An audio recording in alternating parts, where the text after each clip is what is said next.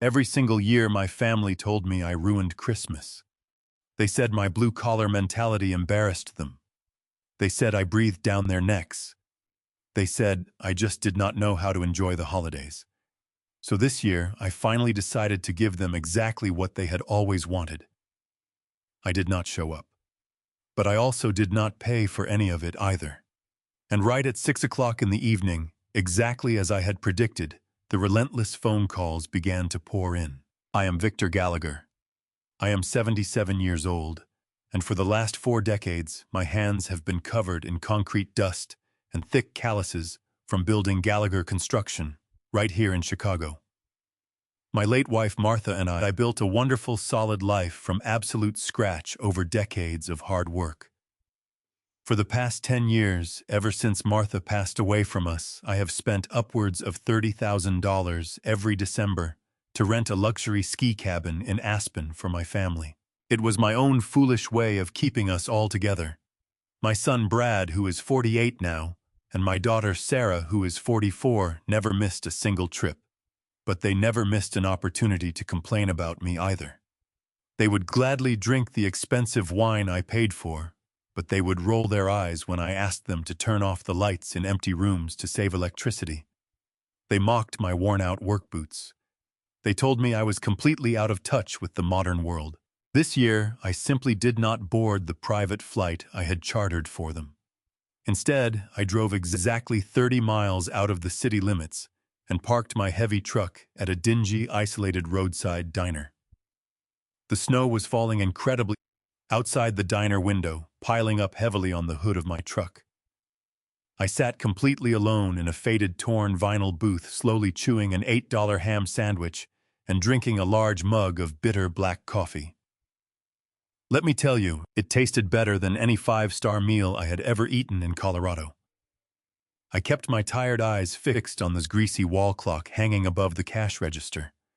The red second hand ticked away, inching closer and closer to the top of the hour. 5:58, 5:59, 6 o'clock. 6 o'clock was the exact time their airport shuttle would drop them off at the Aspen Resort front desk.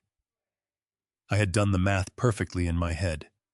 I knew the exact moment the receptionist would ask for the credit card on file for the incidental hold. That was the very same card I had conveniently reported as lost that very morning. Right on cue, my cell phone sitting on the table began to vibrate violently. The screen lit up with Brad's name. I let it ring 4 times before I finally swiped my finger to answer. I brought the phone to my ear, but I did not say a single word. I just sat there and listened. Brad's voice came through the small speaker, loud and frantic, dripping with that fake, panicked tone he used whenever he wanted to sound like a caring son. "Dad. My God. Dad, where on earth are you? We have been absolutely terrified. We landed hours ago, and you were not on the flight. Are you lying in a hospital bed somewhere? Did something happen to your heart? Please tell me you are okay." I took a slow sip of my hot coffee. The sheer acting ability was almost impressive enough to win an award. If I had not spent the entire last year watching him and his sister roll their eyes every single time I walked into a room, I might have actually believed he was worried about my declining health. But before I could even formulate a response to his lies, the grand facade shattered completely.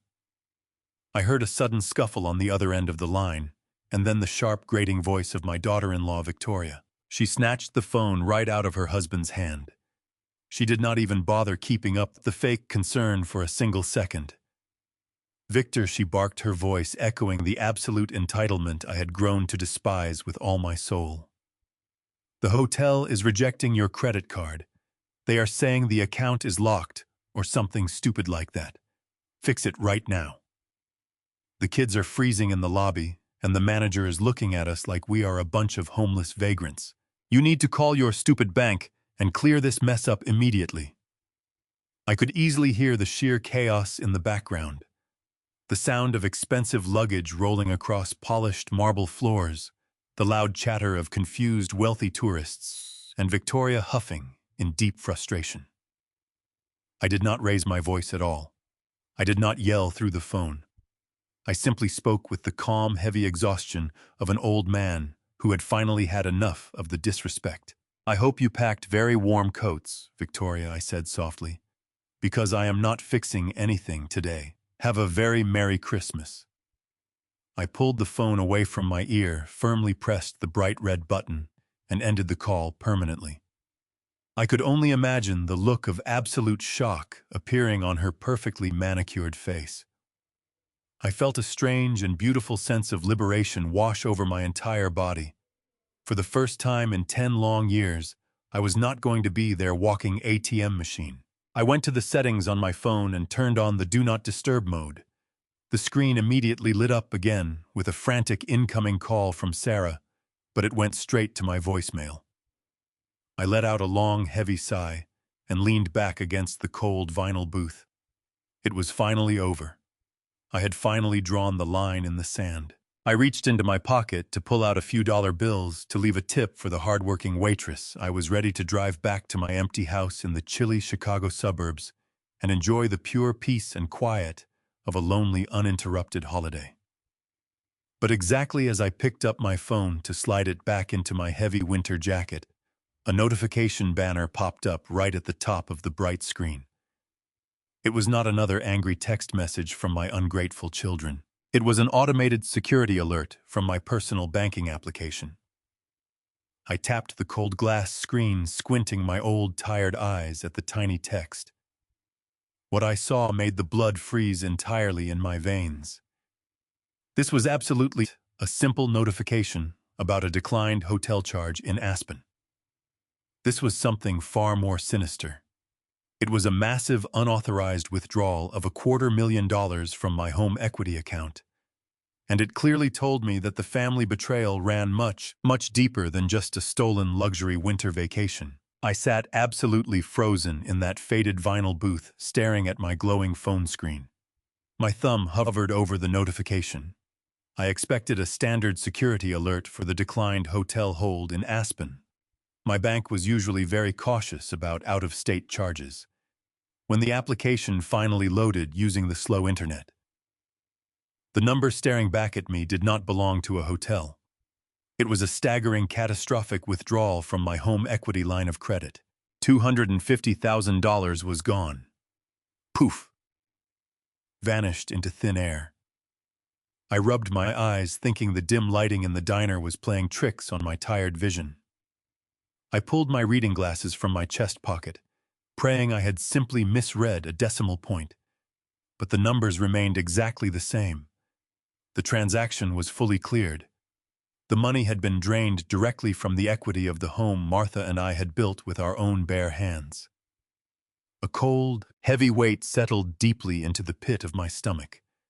This was not a banking error. This was a deliberate, calculated strike. I tapped the transaction details, my hands trembling slightly against the sticky tabletop. The transfer had been initiated late yesterday afternoon, right around the time I was packing my bags for Colorado. They knew I would be distracted. They knew I would be on an airplane today, completely out of reach from cellular service and bank alerts. I looked at the destination account. The money had been wired directly into a corporate account registered to a business called Apex Consulting. The name hit me like a physical punch to the chest.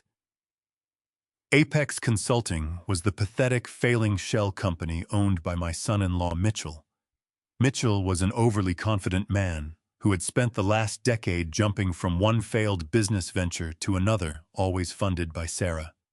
He wore expensive suits and drove luxury cars, but he had never actually worked a hard day in his entire life. Now he had somehow managed to breach my secured accounts. I sat in the quiet diner, listening to the soft hum of the old refrigerator, trying to process the sheer scale of this betrayal. My own daughter and her husband had timed this perfectly. Any other father might have called them back. Any other man might have screamed into the phone demanding answers and threatening to call the police. But I did not do that. I did not yell. I did not confront them. I had spent over 40 years running Gallagher Construction in the cutthroat environment of Chicago. I had dealt with corrupt suppliers, dishonest contractors, and vicious competitors. The most important lesson I ever learned on the job site was simple. You never alert the rat before you plug the hole. If I called Mitchell now, he would immediately move the money to an offshore account. I had to secure the perimeter first. I stood up from the booth, leaving a $20 bill on the table, and walked out into the freezing snow. The cold air hit my face, sharpening my focus. I climbed into my heavy truck and locked the doors tightly. I turned on the overhead cab light and pulled a small worn notebook from the glove compartment. I found the direct emergency phone number for my personal private banker, a trusted man named Richard, who had handled my accounts for 20 years. I dialed Richard's number. He answered on the second ring, sounding surprised to hear from me on a holiday weekend. I did not waste time with pleasantries. I told him my accounts had been compromised and authorized a complete immediate freeze on every single asset under my name. I locked the home equity line. I locked the checking accounts. I locked the savings and the retirement funds. I instructed him to cancel all authorized users, revoking the limited access I had foolishly granted my son Brad a few years ago for emergencies. Richard asked if I wanted to file a formal fraud report. I told him to wait, because I needed to gather all the physical evidence first. Once the accounts were fully secured and frozen solid as a block of ice, I drove the truck down the dark road to a secure local bank branch. I used my debit card one last time at the exterior machine, withdrawing $2,000 in emergency cash, just in case they somehow managed to freeze me out of my own funds. I shoved the thick stack of bills into my coat pocket. My heart was no longer pounding with shock or fear. It was beating with a slow, steady, and terrifying rhythm of pure, unadulterated anger. As I steered my truck back onto the dark, snow-covered highway, the entire situation finally became crystal clear in my mind. For months, Brad and Sarah had been pushing this Aspen trip. They had been unusually insistent that I take a full week off and leave the city. They had even offered to handle the house security while I was away. I had thought they were just being selfish, wanting a free luxury vacation on my dime. But the vacation was just a decoy. It was a carefully constructed smokescreen designed to get me out of the state so they could execute a massive financial theft right under my nose. They wanted me thousands of miles away, isolated in the snowy mountains, unable to walk into a local bank branch or access my secure physical documents. They treated me like a senile old fool who would blindly pay the hotel bills and never notice $250,000 missing until it was far too late. I gripped the steering wheel so tightly that my old scarred knuckles turned completely white under the dashboard lights. The heater blasted warm air into the cabin, but I had never felt colder in my entire life. They were going to pay for this. I did not drive to a comfortable hotel to ride out the night. I did not seek comfort or rest. I drove my truck straight back toward the affluent Chicago suburbs, heading directly for the house I had shared with Martha. The house where we had raised Brad and Sarah. The house that was supposed to be completely empty and locked down for the holidays. The snow was falling harder now, covering the familiar streets in a thick, deceptive blanket of pure white. Every mile I drove felt like a heavy step toward an inevitable war. I was no longer the tired, compliant father they thought they could easily manipulate. I was a man who had built an empire from dirt and steel, and I was about to protect what was mine. When I finally reached my neighborhood, I slowed the truck down, creeping silently along the familiar streets. I turned off my headlights as I approached my property line. I expected the house to be dark, quiet, and perfectly still, but as I pulled up, my gut feeling flared up once again. I killed the engine and sat in the shadows, staring at the property. This night was far from over. The heavy winter snow continued to fall slowly, blanketing the neighborhood in undisturbed white. I had driven back to the home I owned for 4 decades, expecting it to be locked and deserted. My children and their spouses were supposed to be thousands of miles away, enjoying the Aspen vacation I had funded. As I peered through the frost-covered windshield, my instincts screamed that something was terribly wrong. I did not park in my driveway. Decades working on construction sites had taught me to never announce my arrival when walking into an unpredictable situation. Instead, I backed slowly down the street, parking 2 blocks away beneath a flickering street lamp. I turned up the collar of my coat and stepped out into the freezing night. The icy wind bit at my face, but I barely felt the cold. My mind was consumed by the missing $250,000 and the audacity of my son and daughter. I walked silently along the dark road, keeping concealed in the shadows of the tall pine trees. The only sound was the crunch of my work boots against the fresh snow. Slowly approaching the alleyway behind my property, I noticed a vehicle that did not belong there. It was a black sport utility vehicle, parked near my rear fence. The engine was off, but the hood was still radiating heat, melting the snowflakes the moment they landed on the metal. I crept closer, my heart beating with a rhythm of calculated anger. I moved past the strange vehicle and approached the wooden gate leading directly into my backyard. It was hanging slightly ajar. I pushed it open silently, stepping onto the stone patio I laid by hand. The motion sensor security lights did not trigger meaning. Someone deliberately disabled the system before arriving. I walked toward the back door of my house, a heavy oak door fitted with a solid brass handle. When I reached the concrete porch, I saw exactly how they bypassed my security. The expensive deadbolt lock had been professionally picked, and the wooden door frame was splintered near the metal strike plate. I stood there in the freezing cold, staring blankly at the damaged wood. I reached out slowly and traced my calloused fingers over the splintered frame. A profound wave of sorrow washed over me temporarily, replacing the burning anger in my chest. I built this exact doorframe 40 years ago with my own 2 bare hands. My late wife, Martha, had stood right beside me on a warm summer afternoon, holding the wooden planks steady, while I drove the heavy nails deep into the wall studs. We built this house to be our permanent sanctuary, a safe haven from the chaotic world outside.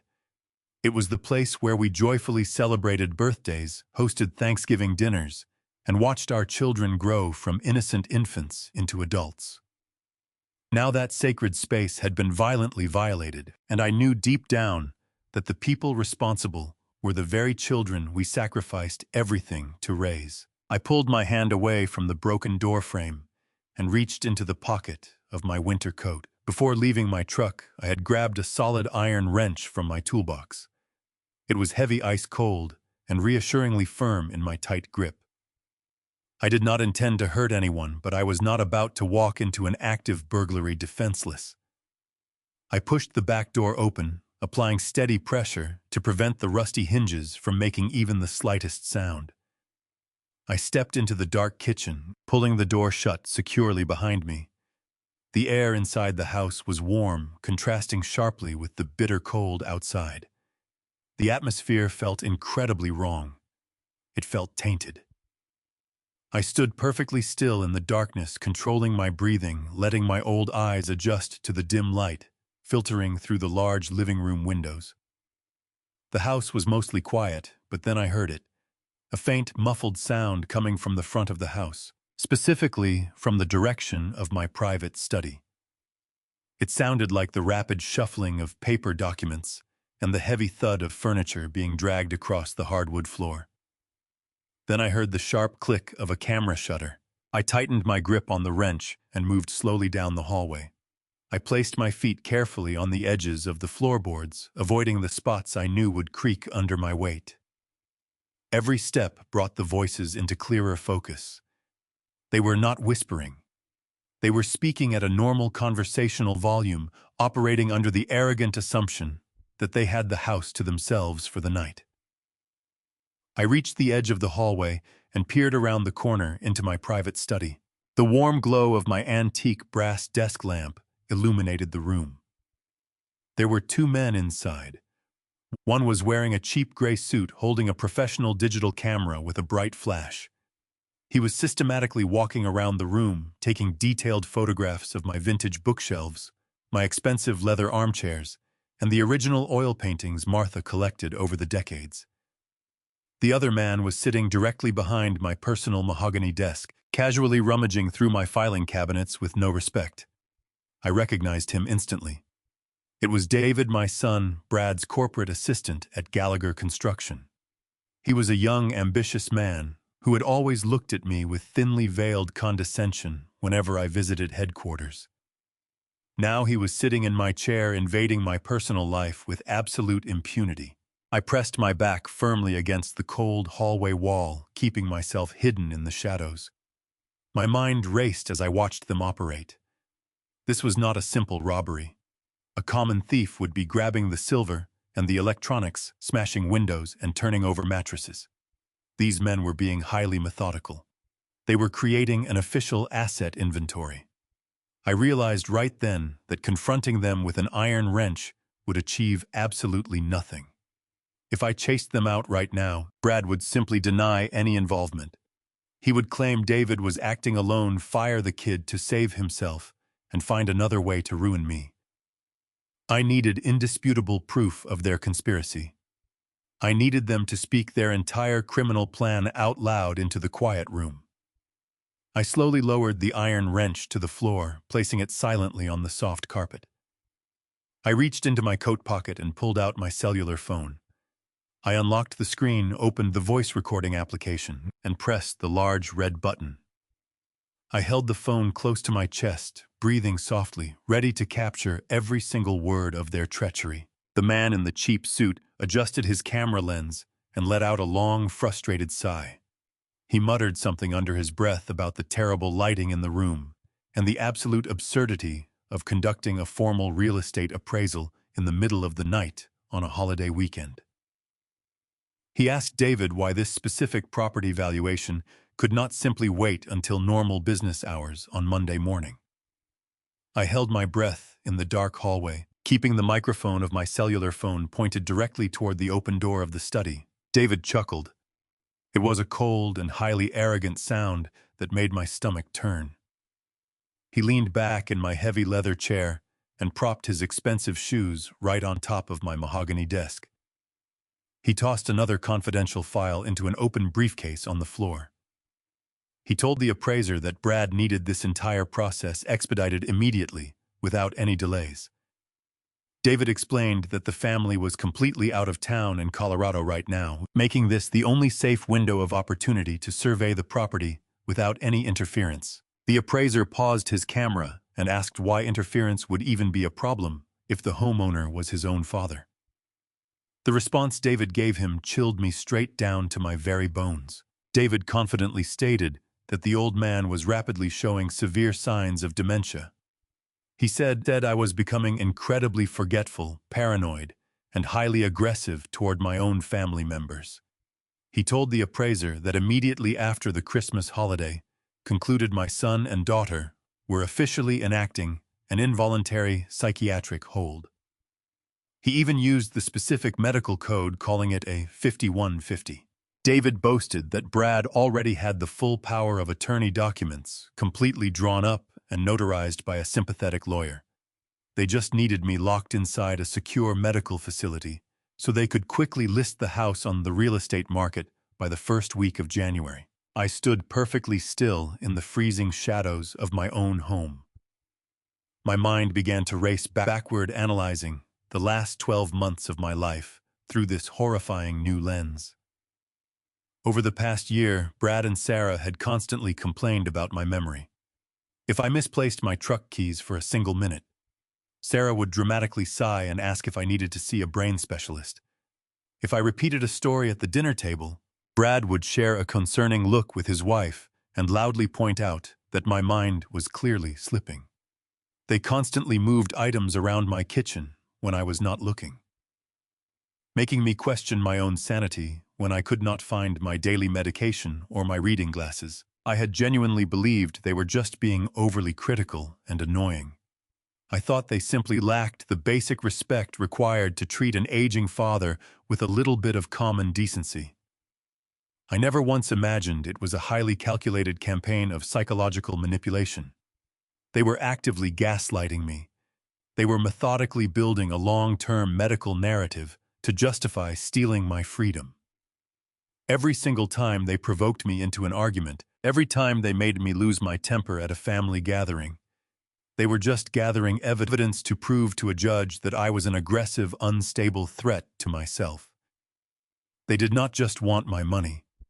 They wanted to strip away my basic human rights, lock me inside a sterile psychiatric ward, and liquidate my entire life while I was trapped behind locked doors. The sheer depth of their malicious planning was absolutely staggering.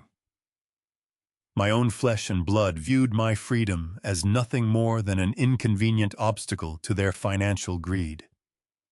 A profound, searing rage ignited deep inside my chest. It was a different kind of anger than I had ever experienced before. It was not the hot, explosive fury of a younger man. It was a cold, calculating, and ruthless determination. I was going to utterly destroy their entire world. I listened as the appraiser nervously cleared his throat. He packed his digital camera into a padded bag and told David he had enough photographs to generate the preliminary valuation report. He sounded eager to leave the property, clearly uncomfortable with the illegal and highly unethical nature of their late-night assignment. David casually grabbed the heavy briefcase filled with my stolen financial documents. He told the appraiser to lock the broken back door as best as he could on their way out to avoid raising any immediate suspicion from the neighbors. I carefully retreated down the dark hallway, moving silently over the hardwood floorboards. I slipped into the adjacent guest bedroom and pressed my back firmly against the cold plaster wall. I waited in absolute silence as their heavy footsteps echoed down the main corridor. I heard the back door open and shut, followed by the crunch of their shoes walking away through the deep snow. A few moments later, the engine of the black vehicle roared to life in the alleyway. The tires spun briefly on the ice before the vehicle faded away into the quiet winter night. I stepped back out into the main hallway and turned on the overhead lights. My house was empty once again, but it no longer felt like a safe home. It felt like an active crime scene. I walked directly into my study and surveyed the damage. My filing cabinets were completely ransacked. Decades of private financial records, property deeds, and corporate tax returns were gone. They had taken everything they thought they needed to finalize their hostile takeover of my entire estate. I reached into my coat pocket and stopped the audio recording on my cellular phone. The file was safely saved to my digital storage. I now possessed undeniable proof of their conspiracy. But I knew that simply taking this recording to the local police department would not be nearly enough to secure the absolute devastation I had in mind for my children. Brad was wealthy, well-connected, and highly manipulative. He would hire an army of expensive defense attorneys to delay the legal process for years. He would claim the recording was taken out of context, or that his assistant was acting entirely on his own rogue initiative. I needed a legal strategy so tight and overwhelmingly powerful that he would never even see it coming until the handcuffs were clicking around his wrists. I sat down in my heavy leather desk chair. I did not bother trying to clean up the mess they had left behind. I opened my phone contacts and scrolled down until I found a specific name. It was a man I had known for over 20 years in the commercial construction industry. His name was Tom Sterling. Tom was not a gentleman. He was the most ruthless, aggressive, and relentless corporate litigation attorney in the entire city of Chicago. I was a man who genuinely enjoyed dismantling fraudulent businessmen and tearing apart corrupt empires piece by piece. I pulled up his private number, and I immediately dialed it without a single second of hesitation.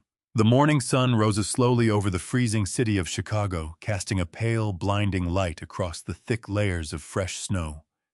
It was officially Christmas Eve. Right about now, my ungrateful children and their spouses were likely waking up in a cramped budget motel somewhere in the freezing mountains of Colorado.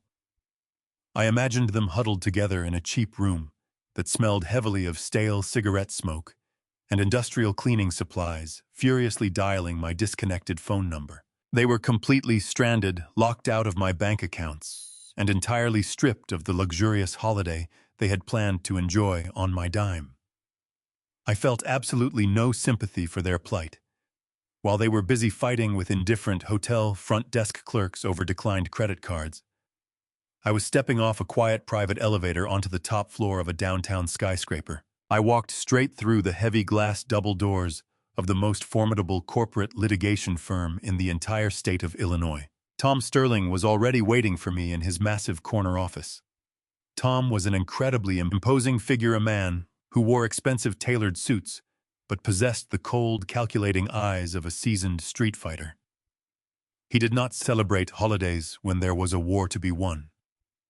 He had canceled his own personal plans the absolute second I called him last night and played him the audio recording of my son's assistant plotting to lock me inside a psychiatric ward. Sitting right beside Tom at the long mahogany conference table was a quiet, intense man wearing thick wire-rimmed glasses.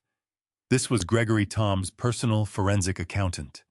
Gregory was a man who could supposedly find a single missing penny buried beneath 10 years of complicated corporate tax returns. I took off my heavy winter coat, draped it over the back of a leather chair, and sat down at the head of the long table.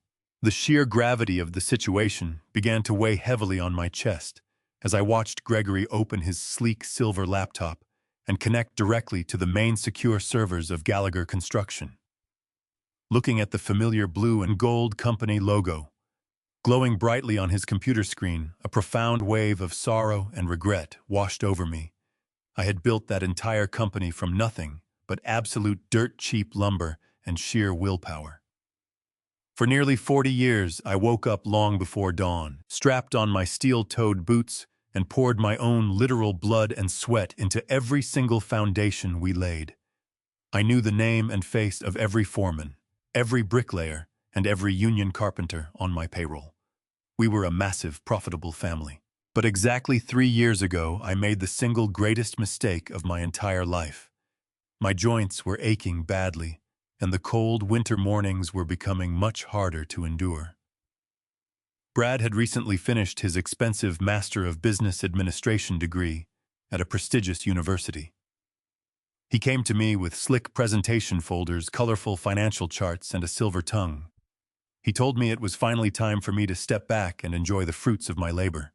He promised to modernize the business, increase our profit margins, and handle all the exhausting day-to-day corporate operations.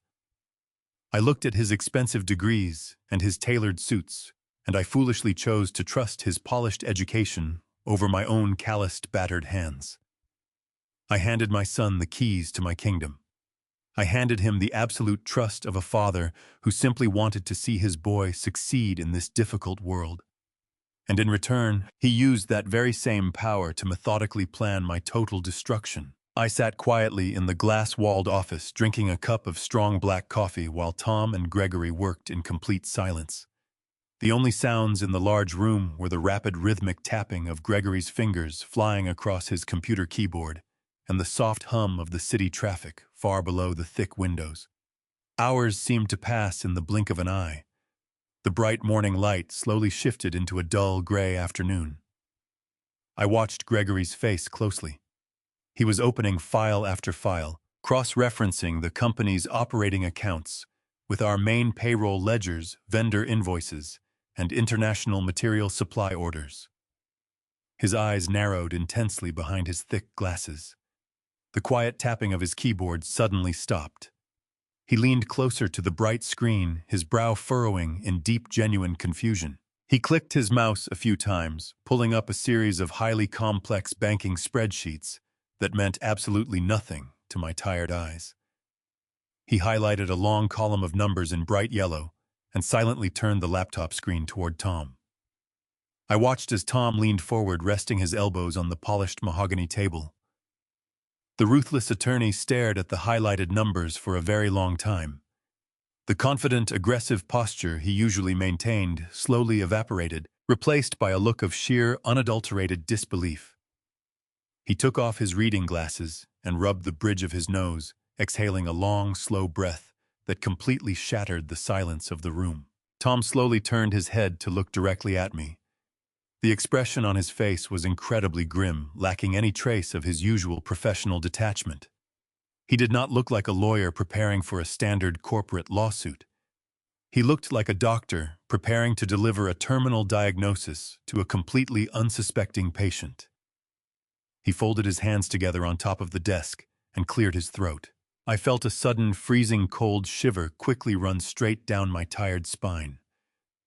I walked into this meeting believing the theft of $250,000 from my private home equity line was the worst thing my children were capable of doing. I believed their despicable plan to lock me inside a mental health facility was the absolute boundary of their malicious greed. But the profound silence in this office told a remarkably different story. Gregory pushed his chair back and removed his glasses, gently rubbing his tired eyes with his hands. He looked physically ill, as if the numbers he had just uncovered carried a terrible disease. He glanced over at Tom, giving him a slow, almost imperceptible nod of confirmation. It was the kind of silent communication that only two men who regularly deal in absolute corporate devastation could understand. I set my coffee cup down on the table. The porcelain clinked loudly against the polished wood. I demanded to know exactly what they had found hiding inside those servers. Tom Sterling slowly leaned back in his leather chair and let out another heavy, exhausted sigh. He looked me dead in the eye, his face completely devoid of any emotion or comfort. "Victor," Tom said softly, his voice dropping to a low, incredibly serious whisper that echoed slightly against the cold glass walls of the quiet office. "The $250,000 withdrawal from your personal house is absolutely terrible. But I need you to brace yourself for what we just found. That unauthorized transfer is just the tip of the iceberg." Gregory turned the laptop screen fully toward me so I could clearly see the endless rows of highlighted financial data.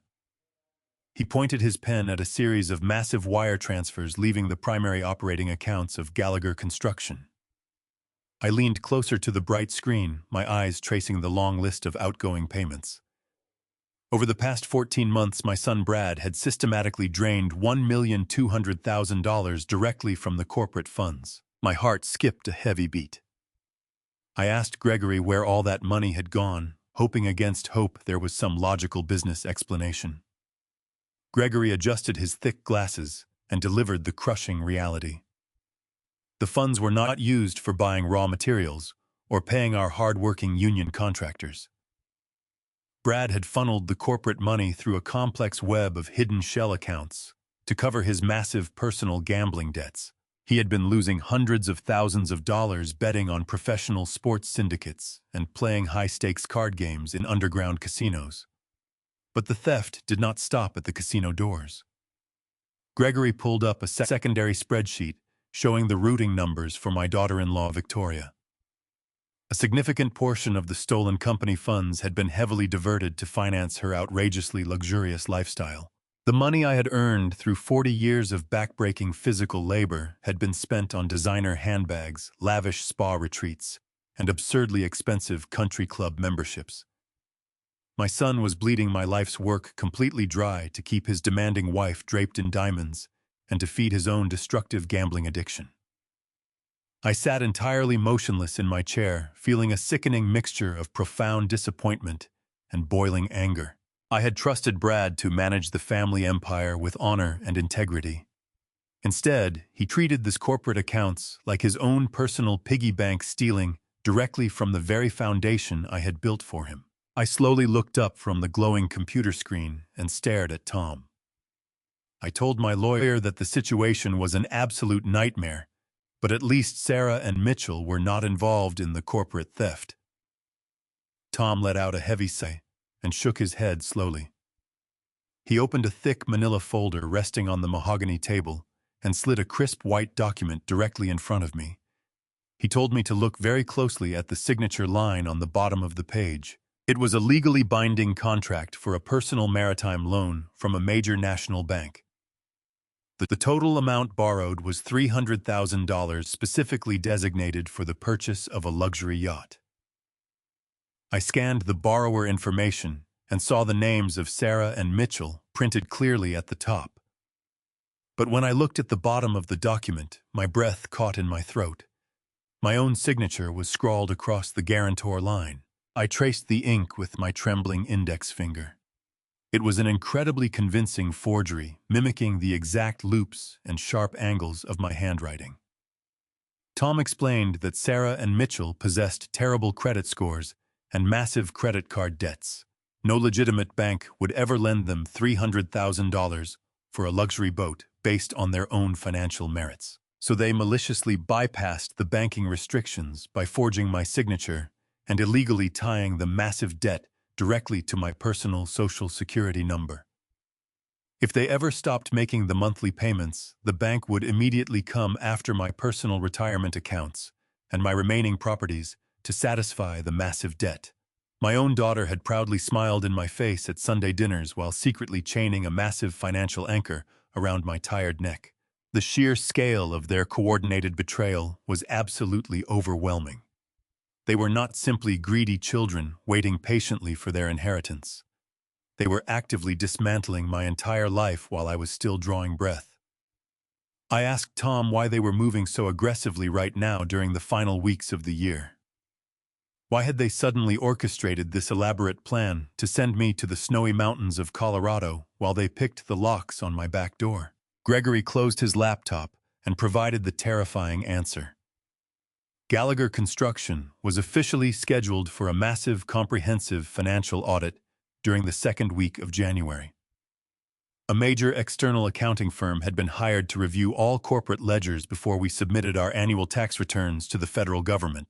Brad knew that the independent auditors would immediately discover the $1,200,000 missing from the primary operating accounts. He knew that the massive embezzlement would trigger a formal criminal investigation, inevitably leading directly to his arrest and absolute public ruin.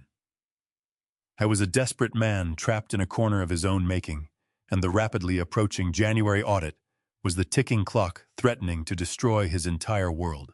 Tom leaned forward and connected all the final pieces of their malicious puzzle. Brad and Sarah had formed an alliance of pure desperation. In order to quietly replace the stolen corporate funds before the January auditors arrived, Brad needed a massive influx of untraceable cash. His master plan was to steal my home. By creating a false medical narrative that I was suffering from severe dementia, they could legally force me into an involuntary psychiatric hold the moment I returned from the Colorado vacation. Once I was safely locked away in a secure medical facility, Brad would activate the fraudulent power of attorney documents he had already prepared. He would immediately list my suburban house on the real estate market for over $3 million. The quick sale of my property would provide more than enough money to secretly replace the embezzled corporate funds and pay off the fraudulent luxury yacht loan, leaving them completely free of any consequences. They intended to sell the physical roof over my head to cover their own criminal tracks. I slowly absorbed the terrifying magnitude of their plot. I had spent the entire morning feeling betrayed by greedy, ungrateful children. But as I sat in that quiet, glass-walled office on Christmas Eve, a profound and chilling realization washed over my mind. Brad and Sarah were no longer just spoiled kids throwing a tantrum over an expensive winter holiday. They were desperate, cornered criminals. Their sheer arrogance had driven them to commit serious federal crimes, and now they were willing to sacrifice my freedom, my sanity, and my home just to save their own skin. The sadness that had been weighing heavily on my heart completely vanished, instantly replaced by a cold, calculating resolve. I looked across the table at Tom and told him I was ready to go to war. This was no longer a simple family dispute over a spoiled vacation. This was a battle for my very survival. They thought I was a weak old man who would quietly fade away into the shadows of a psychiatric hospital. They severely underestimated the strength of a man who built his entire life from the solid ground up. They wanted my legacy. Now, I was fully prepared to ensure that they lost absolutely everything. I sat in the heavy leather chair in Tom Harrison's office, looking out through the thick glass windows at the frozen Chicago skyline. The initial shock of the betrayal had completely burned away, leaving behind a cold and incredibly sharp focus. My children, the people I had loved and protected for their entire lives, had crossed a line that could never be uncrossed. They were not just greedy or impatient. They were actively malicious. They had forged my signature to secure a $300,000 luxury yacht and drained over $1 million from my very own construction company. They had planned to lock me in a psychiatric ward just to cover their own criminal tracks. I took a deep breath, feeling the weight of my 77 years settling into my bones. But I did not feel weak. I felt remarkably dangerous.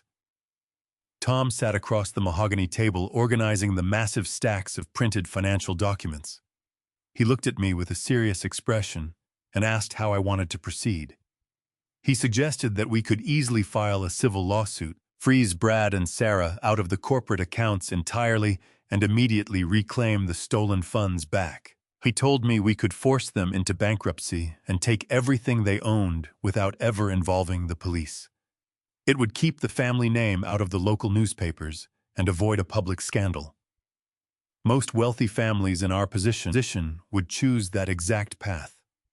They would hide the dirty laundry quietly, disinherit the offending children, and sweep the entire mess under a very expensive rug.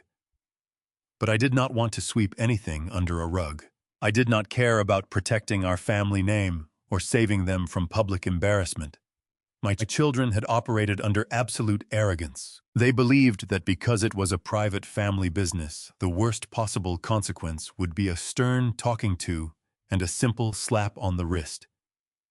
They thought they could steal a massive fortune and simply walk away unscathed. I looked Tom directly in the eye and told him that I did not just want my money returned to its rightful accounts. I wanted my son and my daughter to face the exact terrifying consequences of the real world. I wanted them to experience the sheer panic of a severe federal prosecution. Tom leaned back in his chair slowly. He cautioned me that pushing for criminal charges against my own children would be a brutal and highly emotional process. He said that local prosecutors might be hesitant to take on a case that looked like a messy internal family dispute over an inheritance. Brad could hire a team of expensive defense lawyers to argue that he had implicit permission to move the funds as the active manager of the company. It would be a difficult battle in the local state court. I smiled slowly, a cold and humorless expression that made Tom pause his ongoing speech entirely. I told my lawyer that we were not going to fight this battle in a local state court. I told him that Brad and Sarah were completely unaware of a massive structural change I had made to the company earlier this year. I asked Tom and his accountant to pull up the corporate ownership filings from exactly 6 months ago. Gregory, the forensic accountant, quickly typed on his laptop. He pulled up the legal registry, and his eyes widened behind his thick glasses. He looked at the screen, then looked at me, smiling in total disbelief at the displayed numbers. I explained the situation clearly. 6 months ago, my health had been failing, and my joints were aching worse than usual.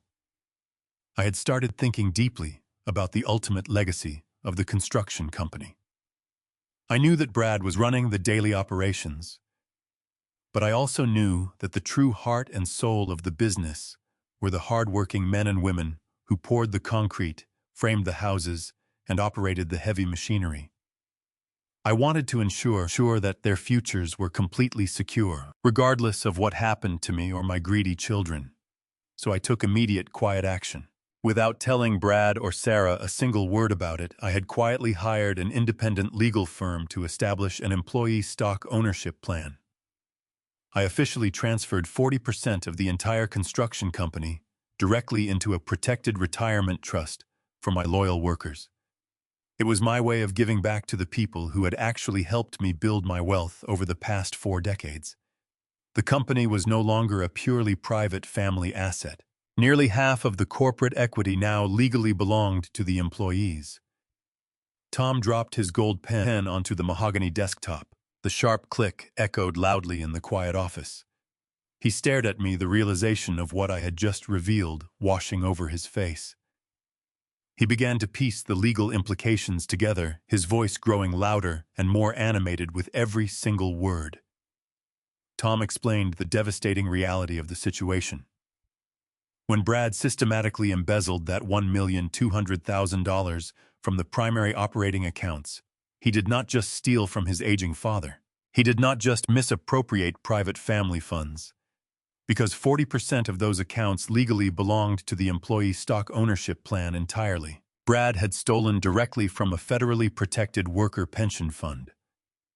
Gregory nodded, enthusiastically turning his laptop to show the specific regulatory statutes. He explained that any theft involving an employee retirement plan automatically triggered the federal pension protection laws. This was no longer a simple state-level embezzlement case. This was a massive federal crime. Tom stood up from his chair, pacing excitedly across the thick carpet of his office. I explained that by moving those stolen pension funds across state lines to pay off his underground gambling syndicates, Brad had committed numerous counts of federal wire fraud acts. The local police department would not be handling this investigation. The federal authorities and the National Labor Department would have absolute jurisdiction. There would be no quiet civil settlements. There would be no sweeping this under the rug. Brad was facing severe mandatory minimum sentences in a federal penitentiary, and Sarah was not safe either. By forging my signature on a massive loan document, she had committed severe bank fraud against a federally insured financial institution. Her husband, Mitchell, was legally complicit by accepting those fraudulent funds into his own failing shell company. They had all blindly walked into ruins. I sat back in my leather chair, feeling a profound sense of absolute vindication. My children had tried to manipulate the law to strip me of my physical freedom. Now the crushing weight of the federal justice system was going to come crashing down onto their heads. They had dug their own graves, and I was happy to hand them the heavy shovels. Tom immediately started making urgent calls to his contacts at the federal authorities. While he spoke with federal investigators to organize the impending criminal arrests, I sat quietly and prepared my final devastating personal family dinner trap. When the sun finally rose on the morning of Christmas Day, my house was enveloped in a profound and beautifully absolute silence. For the past decade, this specific day had always been a chaotic blur of forced smiles, passive-aggressive comments, and the overwhelming noise of ungrateful adults complaining about the temperature of their luxury ski cabin. Today, however, the only sound filling my large living room was the gentle crackling of the logs I had arranged in the stone fireplace. I sat in my favorite worn leather armchair, wearing a simple flannel shirt and comfortable wool socks, watching the bright orange flames dance. On the small wooden side table next to me, my cellular phone was placed face up. It had been vibrating almost constantly since 8 in the morning, buzzing with a desperate, frantic rhythm that completely betrayed the panic unfolding thousands of miles away in Colorado. I did not reach for it immediately. I simply let it vibrate, enjoying the hot and bitter taste of my morning coffee. Eventually, I picked up the device and unlocked the screen. There were dozens of missed calls and an endless stream of furious text messages from both Brad and Sarah. They had clearly spent their entire Christmas Eve stranded in a cheap roadside motel after the Aspen resort firmly rejected their attempts to check in without a valid credit card on file. Brad had sent messages that swung wildly between authoritative anger and pathetic begging. He demanded that I call the bank instantly to lift the fraud alert, claiming I was ruining the holiday for my own grandchildren. He threatened to call the local police to do a wellness check on me, insisting I must be having a severe medical episode. Sarah sent messages filled with melodramatic guilt trips, asking how I could possibly abandon my own family on the most important day of the entire year. She detailed how cold the motel room was, how terrible the food tasted, and how they were suffering because of my supposed forgetfulness. I read every single word they typed, but I felt absolutely no pity. I knew exactly what they were doing. They were attempting to maintain the false narrative they had spent the entire last year building. Even while freezing in a budget motel room, they were laying the groundwork for my psychological evaluation. If I responded with anger, they would use the text messages as documented proof of my growing hostility. If I responded with confusion, they would present it to a judge as evidence of my rapidly declining cognitive state. They needed me to react so they could feed my reaction directly into their calculated legal strategy. I refused to give them a single piece of ammunition. I deleted the notifications from my screen with a slow, deliberate swipe of my thumb and placed the phone back down on the wooden table. I spent the rest of my morning reading a book I had meant to finish years ago, completely unbothered by the digital storm raging inside that small device. By the late afternoon, the text messages suddenly stopped.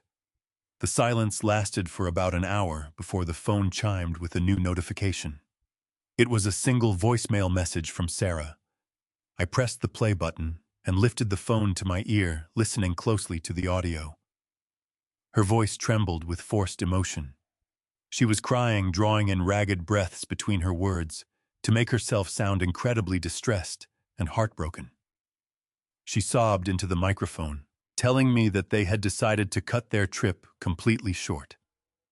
She said the entire family was heading to the local airport and flying back to Chicago first thing in the morning. Then she delivered the performance of a lifetime. She told me they were abandoning their vacation strictly because they were so deeply worried about my mental health. She begged me to just stay inside the house, to lock the doors, and to wait for them to arrive. She ended the message by saying how much she loved me and how they were going to get me the medical help I desperately needed. I listened to the message a second time, analyzing the cadence of her voice. To an untrained ear, it sounded exactly like a terrified, loving daughter rushing home to care for her ailing father. But I knew the absolute truth. I knew she was not crying because she loved me. She was crying because their carefully constructed timeline was completely falling apart. The massive financial audit of Gallagher Construction was rapidly approaching in January. Brad desperately needed to list my house on the real estate market immediately to replace the $1,200,000 he had embezzled from the employee pension fund. They could not afford to waste another day stranded in the mountains. They were flying back to Chicago to execute the involuntary psychiatric hold before the banks opened for regular business on Monday morning. They believed they were returning to spring a trap on a helpless, confused old man.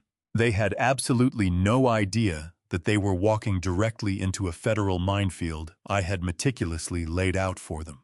The winter sun began to set early, casting long, dark shadows across the snow-covered front lawn. I walked into my kitchen and prepared a simple dinner for myself. I roasted a small cut of beef and boiled some fresh potatoes. I ate in silence, savoring the rich flavors and the quiet dignity of my own home. After dinner, I returned to the living room and poured myself a generous glass of expensive aged whiskey. I sat back down in my leather armchair, resting the heavy crystal glass against my knee. I looked around the room, taking in the antique bookshelves, the oil paintings, and the fine furniture they had planned to auction off to the highest bidder. This house held decades of beautiful memories with Martha, and I was not going to let a pair of greedy, entitled criminals tear it all apart. I took a slow sip of the burning whiskey, letting the warmth spread through my chest. I sat there quietly for several hours, listening to the bitter cold wind howling fiercely against the frozen window panes. My mind was completely clear, perfectly unburdened by the misplaced guilt that had clouded my judgment for the past 3 years. I thought about the sheer panic my son and daughter were likely feeling right now, desperately trying to salvage their shattered criminal plans. They assumed my silence indicated weakness and total submission. They actually believed my failure to answer their furious calls meant I was cowering in absolute fear. They were horribly wrong. My prolonged silence was the calculated patience of a man waiting for his enemies to blindly cross the point of no return. Tomorrow morning they would confidently march through my front door, armed with their fake concern and fraudulent legal documents, fully expecting to easily conquer me. The storm was rapidly approaching my peaceful doorstep, but I remained absolutely calm. I was fully prepared for the impending final battle that would permanently decide the rest of my entire life. When pale morning light finally broke through the frosted window panes of my living room, the date was officially December 26th. I had not slept the entire night, but my body did not feel fatigued. Instead, I felt a sharp, crystalline focus that only comes when a man finally accepts his loved ones have become his true enemies. I slowly rose from my leather armchair, my joints popping softly, and walked purposefully toward my master bedroom. The house was completely silent, holding its breath before the inevitable chaos unfolded. I opened my large oak closet and pulled down a faded canvas duffel bag.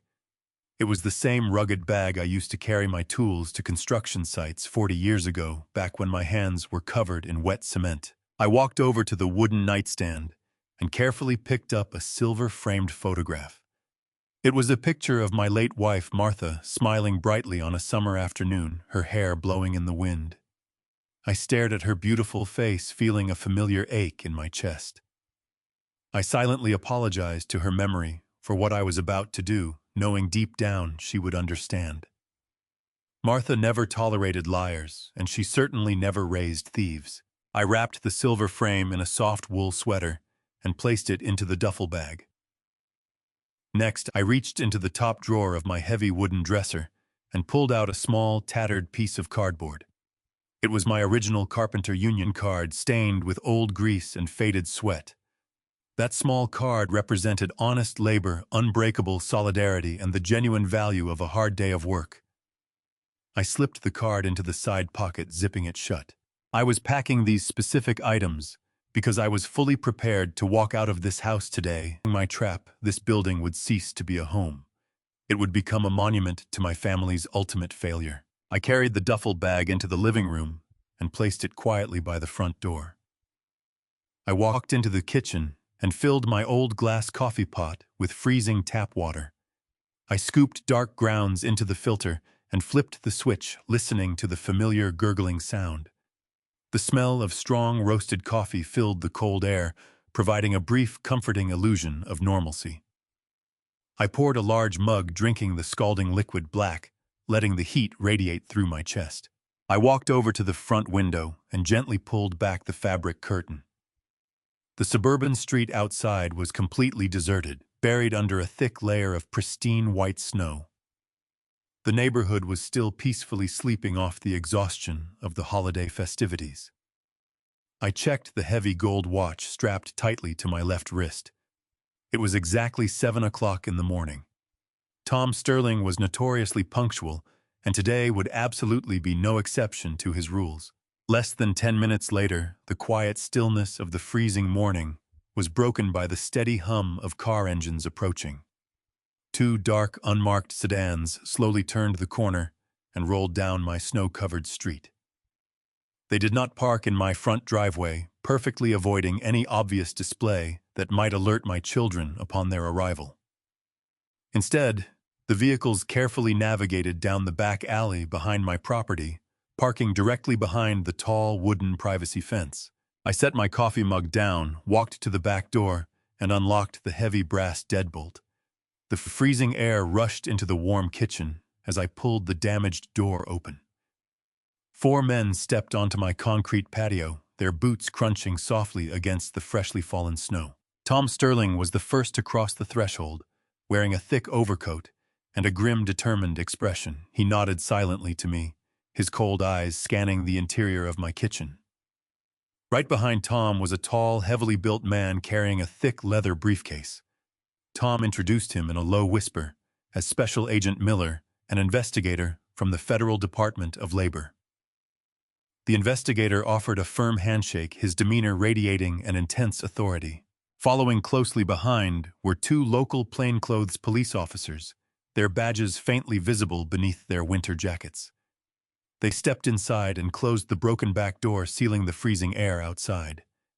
The sheer presence of these 4 men transformed my warm kitchen into an active law enforcement staging area. I led the group quietly through the central hallway and directly into my dining room. The dining room was adjacent to the main living area, separated only by heavy wooden sliding pocket doors. It was the perfect place to conceal an ambush. I offered the men coffee, but they all politely declined. They were entirely focused on the impending tactical operation. Tom placed his briefcase on my mahogany dining table and began extracting the necessary legal documents. There were formal arrest warrants, federal seizure notices, and detailed accounting spreadsheets proving the massive embezzlement from the employee stock ownership plan. The investigator reviewed the paperwork silently, his sharp eyes verifying every single detail. Tom looked at me and explained the specific parameters of the plan. He instructed me to remain calm when my children eventually walked through the front door. He told me to let them speak freely, to fully commit to their fraudulent psychiatric narrative, and wait for his designated signal before exposing their crimes. The police officers positioned themselves near the sliding doors, leaving a small crack open so they could hear every word spoken in the adjacent living room. The investigator stepped closer, speaking in a measured tone.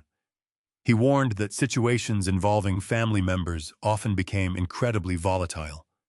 He promised to execute the arrest warrants safely, but needed me to hold my ground, without showing hesitation. I looked him directly into the eyes and promised I would not falter. I had spent the night burying the last shreds of my parental sympathy. The people arriving today were not my son and daughter.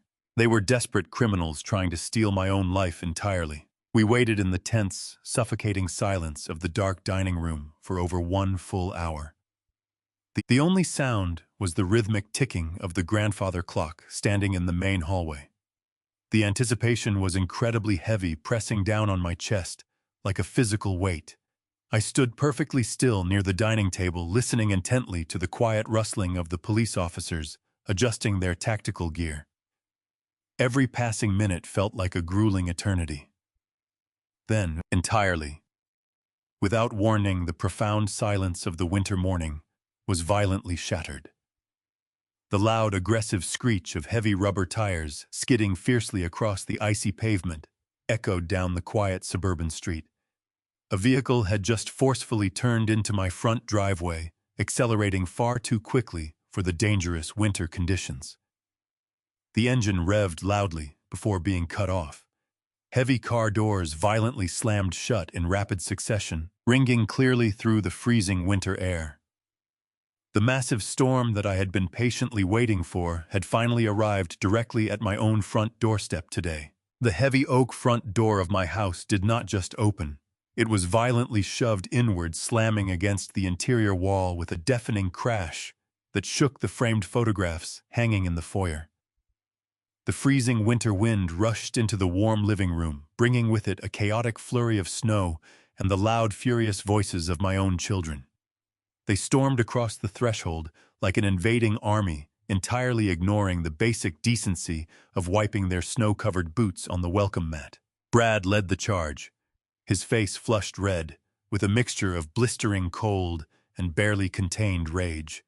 Victoria was right on his heels, wrapped tightly in a designer winter coat, her makeup smeared from what must have been an incredibly stressful overnight flight.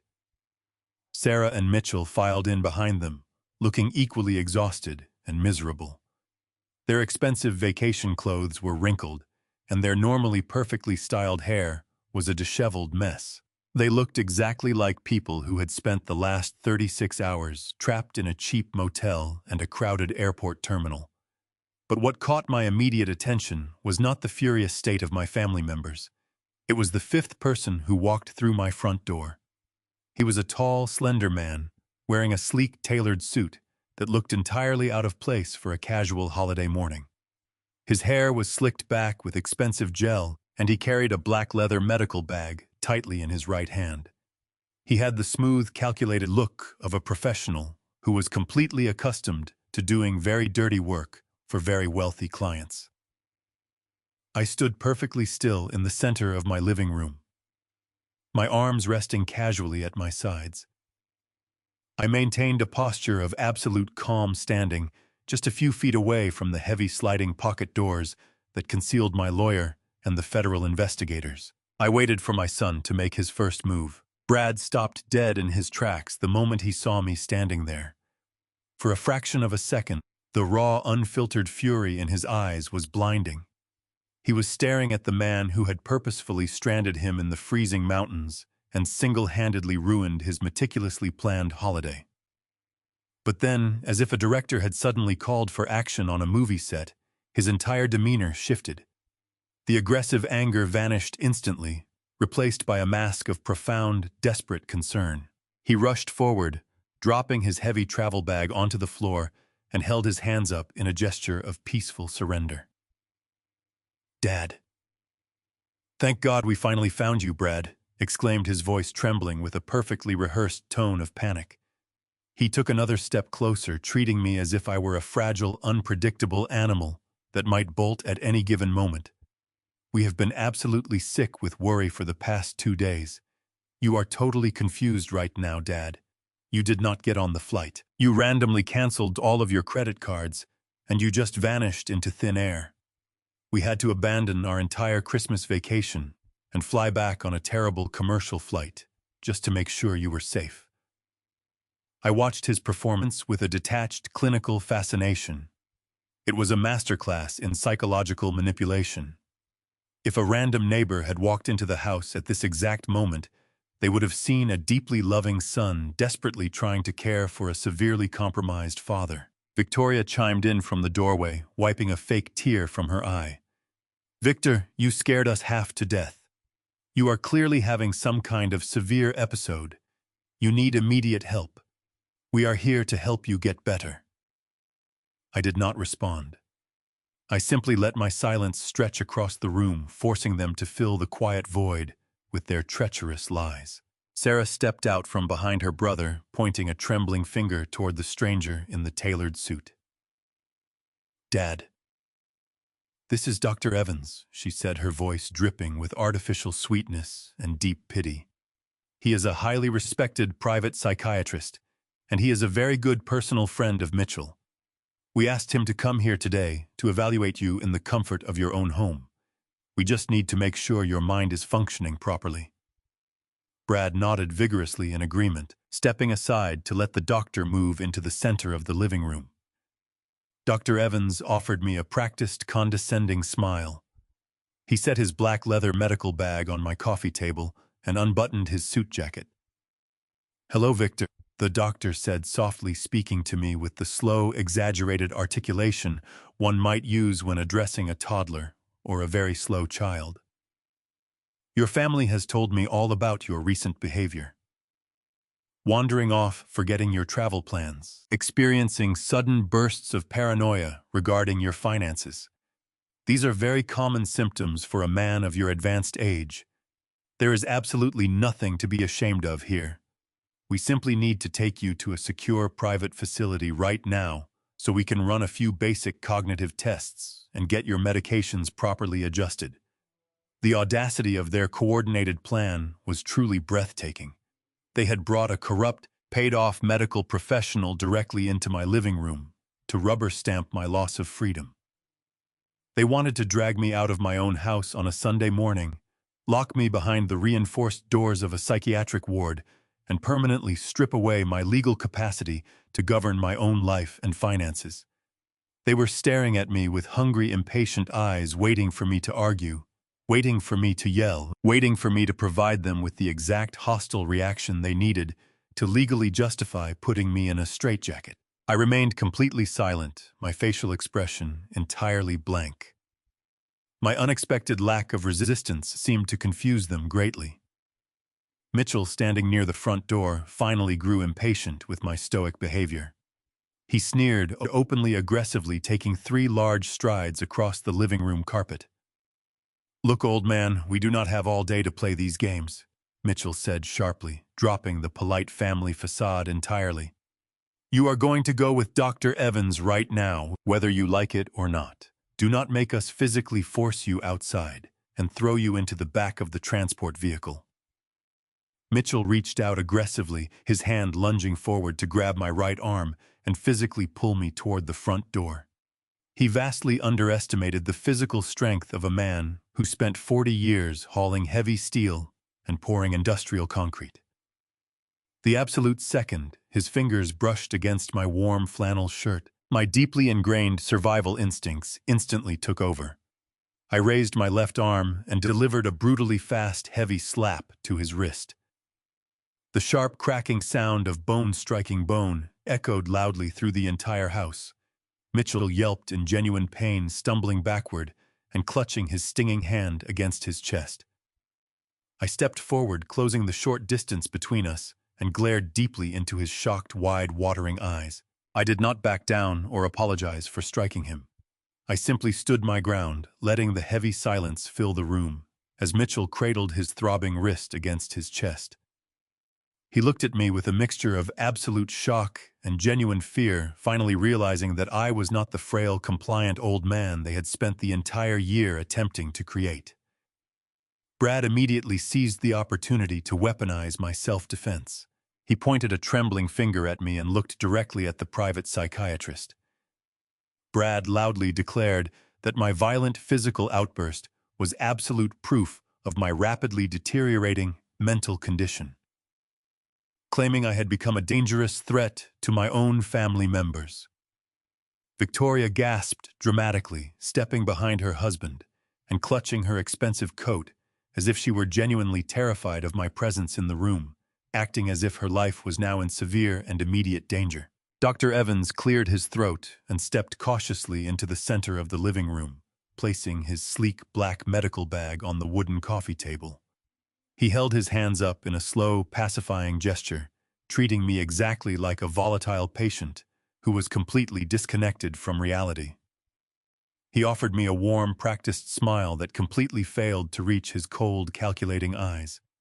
He spoke with an incredibly condescending tone, carefully articulating every single syllable as if my brain were too damaged to process normal human speech. "Victor, I need you to take a very deep breath and try to calm down for us," the doctor said softly, pulling a small silver pen and a leather-bound notepad from his jacket pocket. "We are not here to hurt you. We are here because your family loves you very deeply, and they are extremely worried about your recent erratic behavior. I want to ask you a few very simple questions just to gauge where we are right now. Victor, do you know what year it is today? Do you know why your children are worried?" I stared directly into the doctor's eyes, refusing to dignify his insulting questions with a verbal response. I knew exactly what he was doing. He was building a real-time medical evaluation based on carefully orchestrated provocations. If I raised my voice to defend my own sanity, he would document my aggressive paranoia. If I remained completely silent, he would document my severe cognitive unresponsiveness. He was a highly paid mercenary, hired to rubber stamp a fraudulent diagnosis, and he was executing his job with ruthless efficiency. The doctor clicked his silver pen and jotted down a few quick notes on his pad, nodding slowly with an expression of manufactured pity. When my continued silence failed to give them the explosive reaction they desperately needed, Sarah decided it was time to deploy her emotional leverage. She stepped around Mitchell and walked slowly toward me, her eyes brimming with fresh, carefully manufactured tears. She clasped her hands tightly in front of her chest, playing the role of the heartbroken, loving daughter to absolute perfection. She reached into her designer handbag and pulled out a thick stack of stapled legal papers. She held the documents out toward me with a trembling hand. "Dad, you are sick," Sarah cried, her voice cracking with artificial sorrow. "We just want you to be safe and healthy. You have worked so hard your entire life, and your mind is just too tired to carry this heavy burden anymore. Just sign this medical proxy right now, and we will take care of absolutely everything for you. We will manage the house, we will handle the bank accounts, and we will make sure you get the best medical treatment in the entire state. You do not have to fight this illness completely alone. We are your family, and we are here to protect you. Just take the pen and sign the papers, Dad." Sarah extended the documents and a polished silver pen toward my chest. Her lower lip was trembling beautifully. It was a stunning theatrical performance honed by years of manipulating people to get exactly what she wanted. Brad stepped up right beside her, placing a comforting hand on his sister's shoulder, presenting a united front of deeply concerned children. They stood there waiting for me to surrender. They fully expected me to break down in tears, admit my fabricated mental defeat, and sign my entire life away into their greedy, waiting hands. I did not reach for the silver pen. I did not look at the fraudulent medical proxy documents they were trying to force upon me. Instead, I stood perfectly still and let a profound, suffocating silence fall heavily over the living room. I did not blink. I did not shift my weight. I simply locked my eyes onto Brad and Sarah, stripping away my own facial expressions, until my face was nothing but a cold, unreadable mask of solid stone. I let the silence stretch out second by agonizing second. I watched them closely as the heavy quiet began to actively work against them. 10 seconds passed. Brad shifted his weight uncomfortably from one foot to the other. 20 seconds passed. Sarah's fake tears stopped flowing, and her outstretched arm holding the legal documents began to tremble with genuine, undeniable nervousness. 30 seconds passed. The arrogant confidence that had fueled their grand entrance slowly began to evaporate from the room, instantly replaced by a creeping, suffocating sense of profound doubt. They had anticipated anger, confusion, or tearful surrender. They had absolutely never prepared for cold, calculated, and unbroken silence. I watched the beads of sweat begin to form along Brad's hairline, despite the freezing winter draft still blowing through the hallway. Dr. Evans nervously clicked his pen again, clearly unnerved by my complete lack of predictable psychological response. When the tension in the living room became so thick and oppressive that they could barely breathe, I finally decided to make my move. I slowly turned my body away from my trembling daughter and walked calmly toward the solid oak side table resting near my leather armchair. I did not rush. I moved with the steady, deliberate confidence of a man who held every single winning card in the entire deck. I reached down and calmly opened the top drawer of the wooden table. I reached inside the dark compartment and firmly grasped the thick, heavy manila folder I had prepared with Tom Sterling early yesterday morning. I pulled the folder out into the bright light and turned back to face my treacherous family. I held the dense stack of highly classified corporate financial records, forged loan applications, and federal reporting documents firmly in my right hand. The room remained completely silent as I let the heavy folder drop solidly onto the glass surface of the coffee table right next to the doctor's black medical bag. The sharp, resounding smack of the thick paper hitting the glass echoed loudly like a massive gunshot through the quiet, freezing house. I looked at the stunned, terrified faces of my children, fully and absolutely prepared to completely dismantle the fraudulent reality they had tried so desperately to build around me. I let my hand rest heavily on top of the thick manila folder I had just dropped onto the glass coffee table. The echoing sound of the impact faded away into the corners of the living room, leaving behind a silence so absolute it felt like the entire house was holding its breath. I did not raise my voice. I did not shout or scream. I spoke with a voice that was perfectly steady, chillingly calm, and absolutely lethal. I looked directly at the private psychiatrist standing near the sofa. I wanted him to quickly realize the terrible gravity of his massive professional mistake immediately. I told him that I was perfectly aware of my surroundings and the current date. I stated clearly and confidently that today was the morning of December 26th. I told the doctor that my mind was much sharper than it had been in many decades, and I understood exactly why these despicable people had brought him into my home today. I then slowly turned my gaze away from the bewildered doctor and locked my eyes onto Mitchell. He was still clutching his bruised wrist, but the physical pain was suddenly the least of his problems.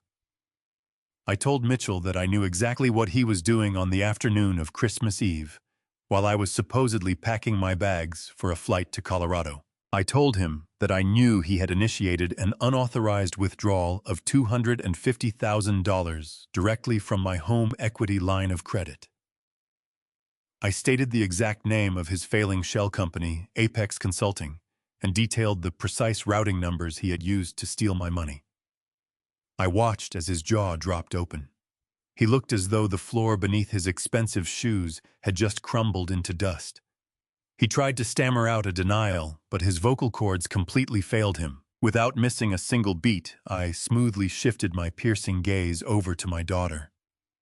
Sarah was standing frozen near the hallway, her fake tears completely drying up on her pale cheeks. I spoke her name softly, letting the crushing weight of a disappointed father saturate every single syllable. I told her that I knew all about the massive maritime loan she had secured from the National Bank. I told her that I knew she and her husband possessed terrible credit scores, and I knew exactly how they had bypassed the financial restrictions. I clearly stated that I knew she had maliciously forged my signature to co-sign a $300,000 loan for a luxury yacht. I told her I had already seen the official bank documents and the handwriting analysis would easily prove her absolute guilt. I asked her how she could possibly smile in my face at Sunday family dinners while secretly wrapping a massive financial anchor around my aging neck. The sheer shock that rippled through the living room was incredibly palpable. It was as if I had detonated a powerful explosive device right in the middle of their carefully staged theatrical performance. The color instantly drained from Sarah's face, leaving her looking sickly and completely terrified. Her knees buckled slightly, and she had to reach out and grab the edge of the hallway console table just to keep herself from collapsing onto the hardwood floor. Victoria, my typically loud and demanding daughter-in-law, stumbled backward until her back hit the living room wall. She covered her mouth with both of her trembling hands, her eyes wide with unadulterated horror, as the monumental scale of their legal exposure was suddenly dragged out into the harsh morning light. But the most satisfying reaction belonged entirely to Dr. Evans. The sleek, unethical private psychiatrist who had walked into my home with such arrogant confidence suddenly realized he had just stepped directly into a massive, highly illegal financial conspiracy. He looked at the thick manila folder resting on the coffee table, then looked at the terrified faces of the people who had hired him. He slowly reached out and grabbed the sturdy handle of his black leather medical bag. He took a very large, deliberate step backward, physically distancing himself from my children. He recognized immediately that his prestigious medical license and his entire professional career were suddenly on the verge of absolute ruin. He had been hired to evaluate a senile old man, not to participate in the forcible kidnapping of a completely lucid victim who had just uncovered a massive fraud operation. The doctor began shaking his head, quietly muttering that he wanted absolutely nothing to do with this situation. The heavy, suffocating silence returned to the living room, but this time it was entirely mine to command. I stood there towering over them emotionally, feeling the incredible power of the absolute truth coursing through my veins. I had stripped away their righteous facade, exposing the ugly, desperate greed hiding underneath. They had nowhere left to run. They could not pretend I was simply forgetting things. They could not claim I was paranoid. I had stated specific monetary figures, named specific shell companies, and identified exact banking institutions. I had completely neutralized their entire medical gaslighting campaign with cold, hard, indisputable facts. For a long, tense moment, nobody dared to breathe. But my son Brad was a man entirely consumed by his own monumental arrogance. He had spent his entire life bullying people to get exactly what he wanted, and he was not about to surrender his freedom without a desperate, frantic fight. I watched as the initial shock on his face slowly contorted into a mask of pure, desperate rage. He realized that the rapidly approaching January corporate audit was hanging over his head like a sharp guillotine blade. If he did not get control of my house today, he was going to federal prison. He forcefully puffed out his chest, stepping forward to physically block my path. He balled his hands into tight, aggressive fists at his sides. Brad raised his voice, shouting so loudly that the windows rattled in their frames. He pointed a shaking finger directly at my face and told me that I was completely and utterly delusional. He claimed that the thick folder on the table meant absolutely nothing. He shouted that I was a crazy, paranoid old man, making up wild, nonsensical financial fantasies to ruin the holiday.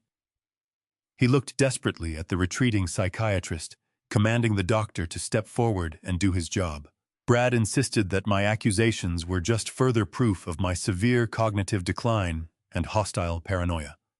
He aggressively declared that I could not prove a single word I had just spoken. He yelled that I was not in control of anything, and he proudly swore that I was going to be locked inside the psychiatric ward tonight, no matter what it took. I did not flinch at his loud threats. I did not take a single step backward to give him any illusion of control. I simply stood my ground, planted firmly on the hardwood floor I laid decades ago, and looked at my desperate son with a profound sense of pity.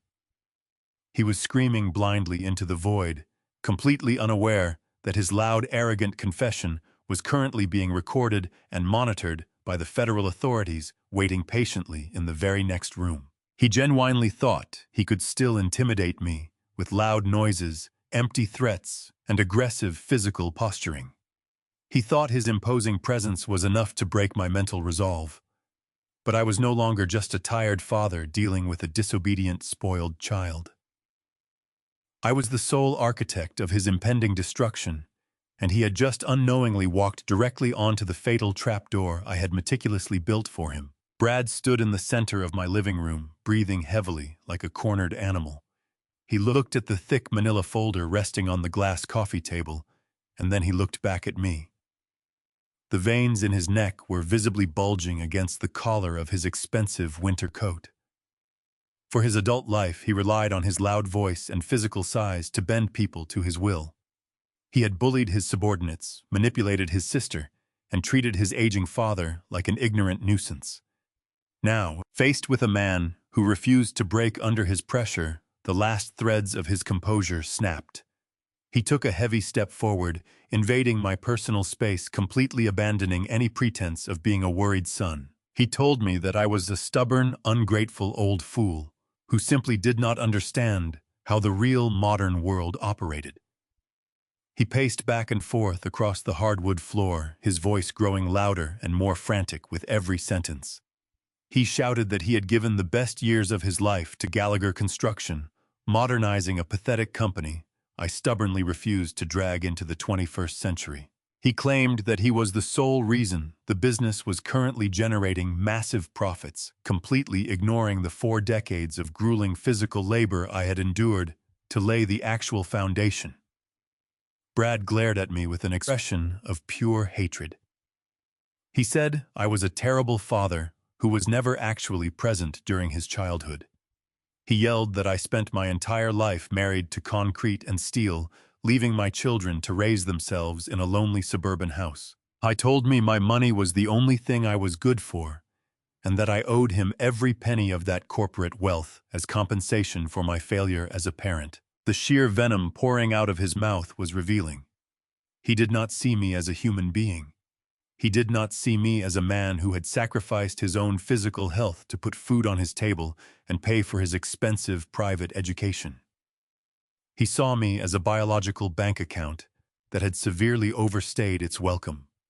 As his rage continued to boil over, his arrogant confidence blinded him to the massive legal danger he was actively putting himself in.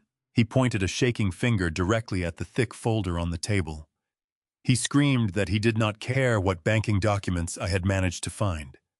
He loudly and proudly admitted to moving $1,200,000 out of the primary corporate operating accounts. He shouted that the business was entirely his to control, and he had every legal right to funnel those funds to his sports betting syndicates and underground card games to cover his massive personal debts.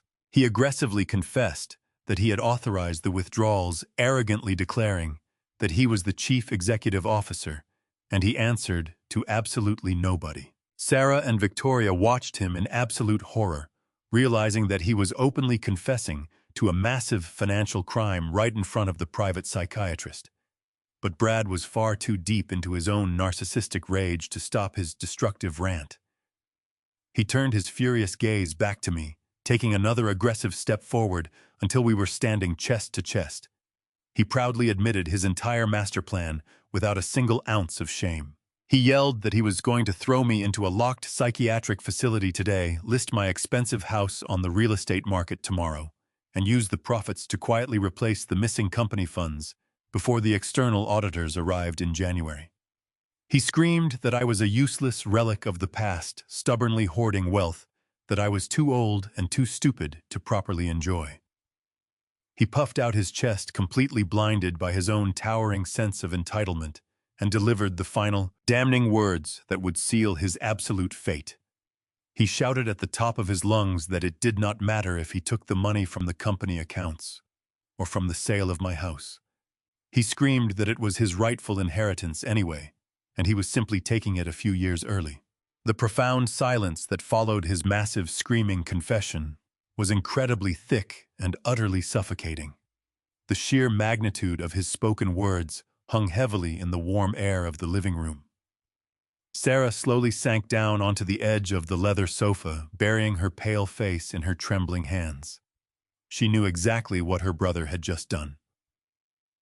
Mitchell stood frozen near the front door, his eyes darting frantically toward the broken lock, clearly calculating his chances of escaping the house before this entire situation completely exploded. Even Dr. Evans, the highly paid mercenary psychiatrist who made his living navigating wealthy family disputes, looked absolutely horrified.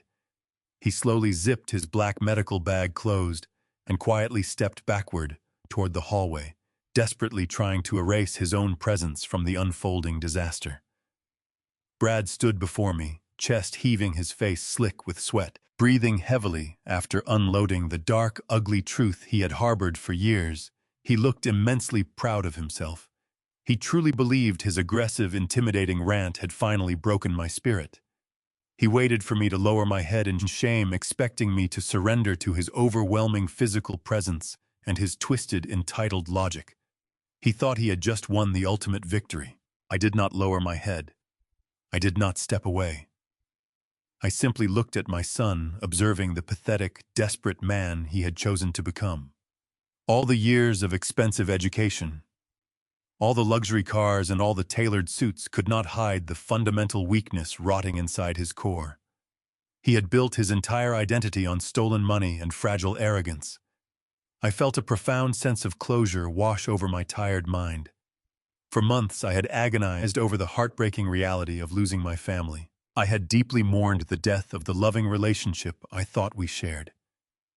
But standing here today, listening to him proudly confess to his malicious crimes, I realized there was absolutely nothing left to mourn.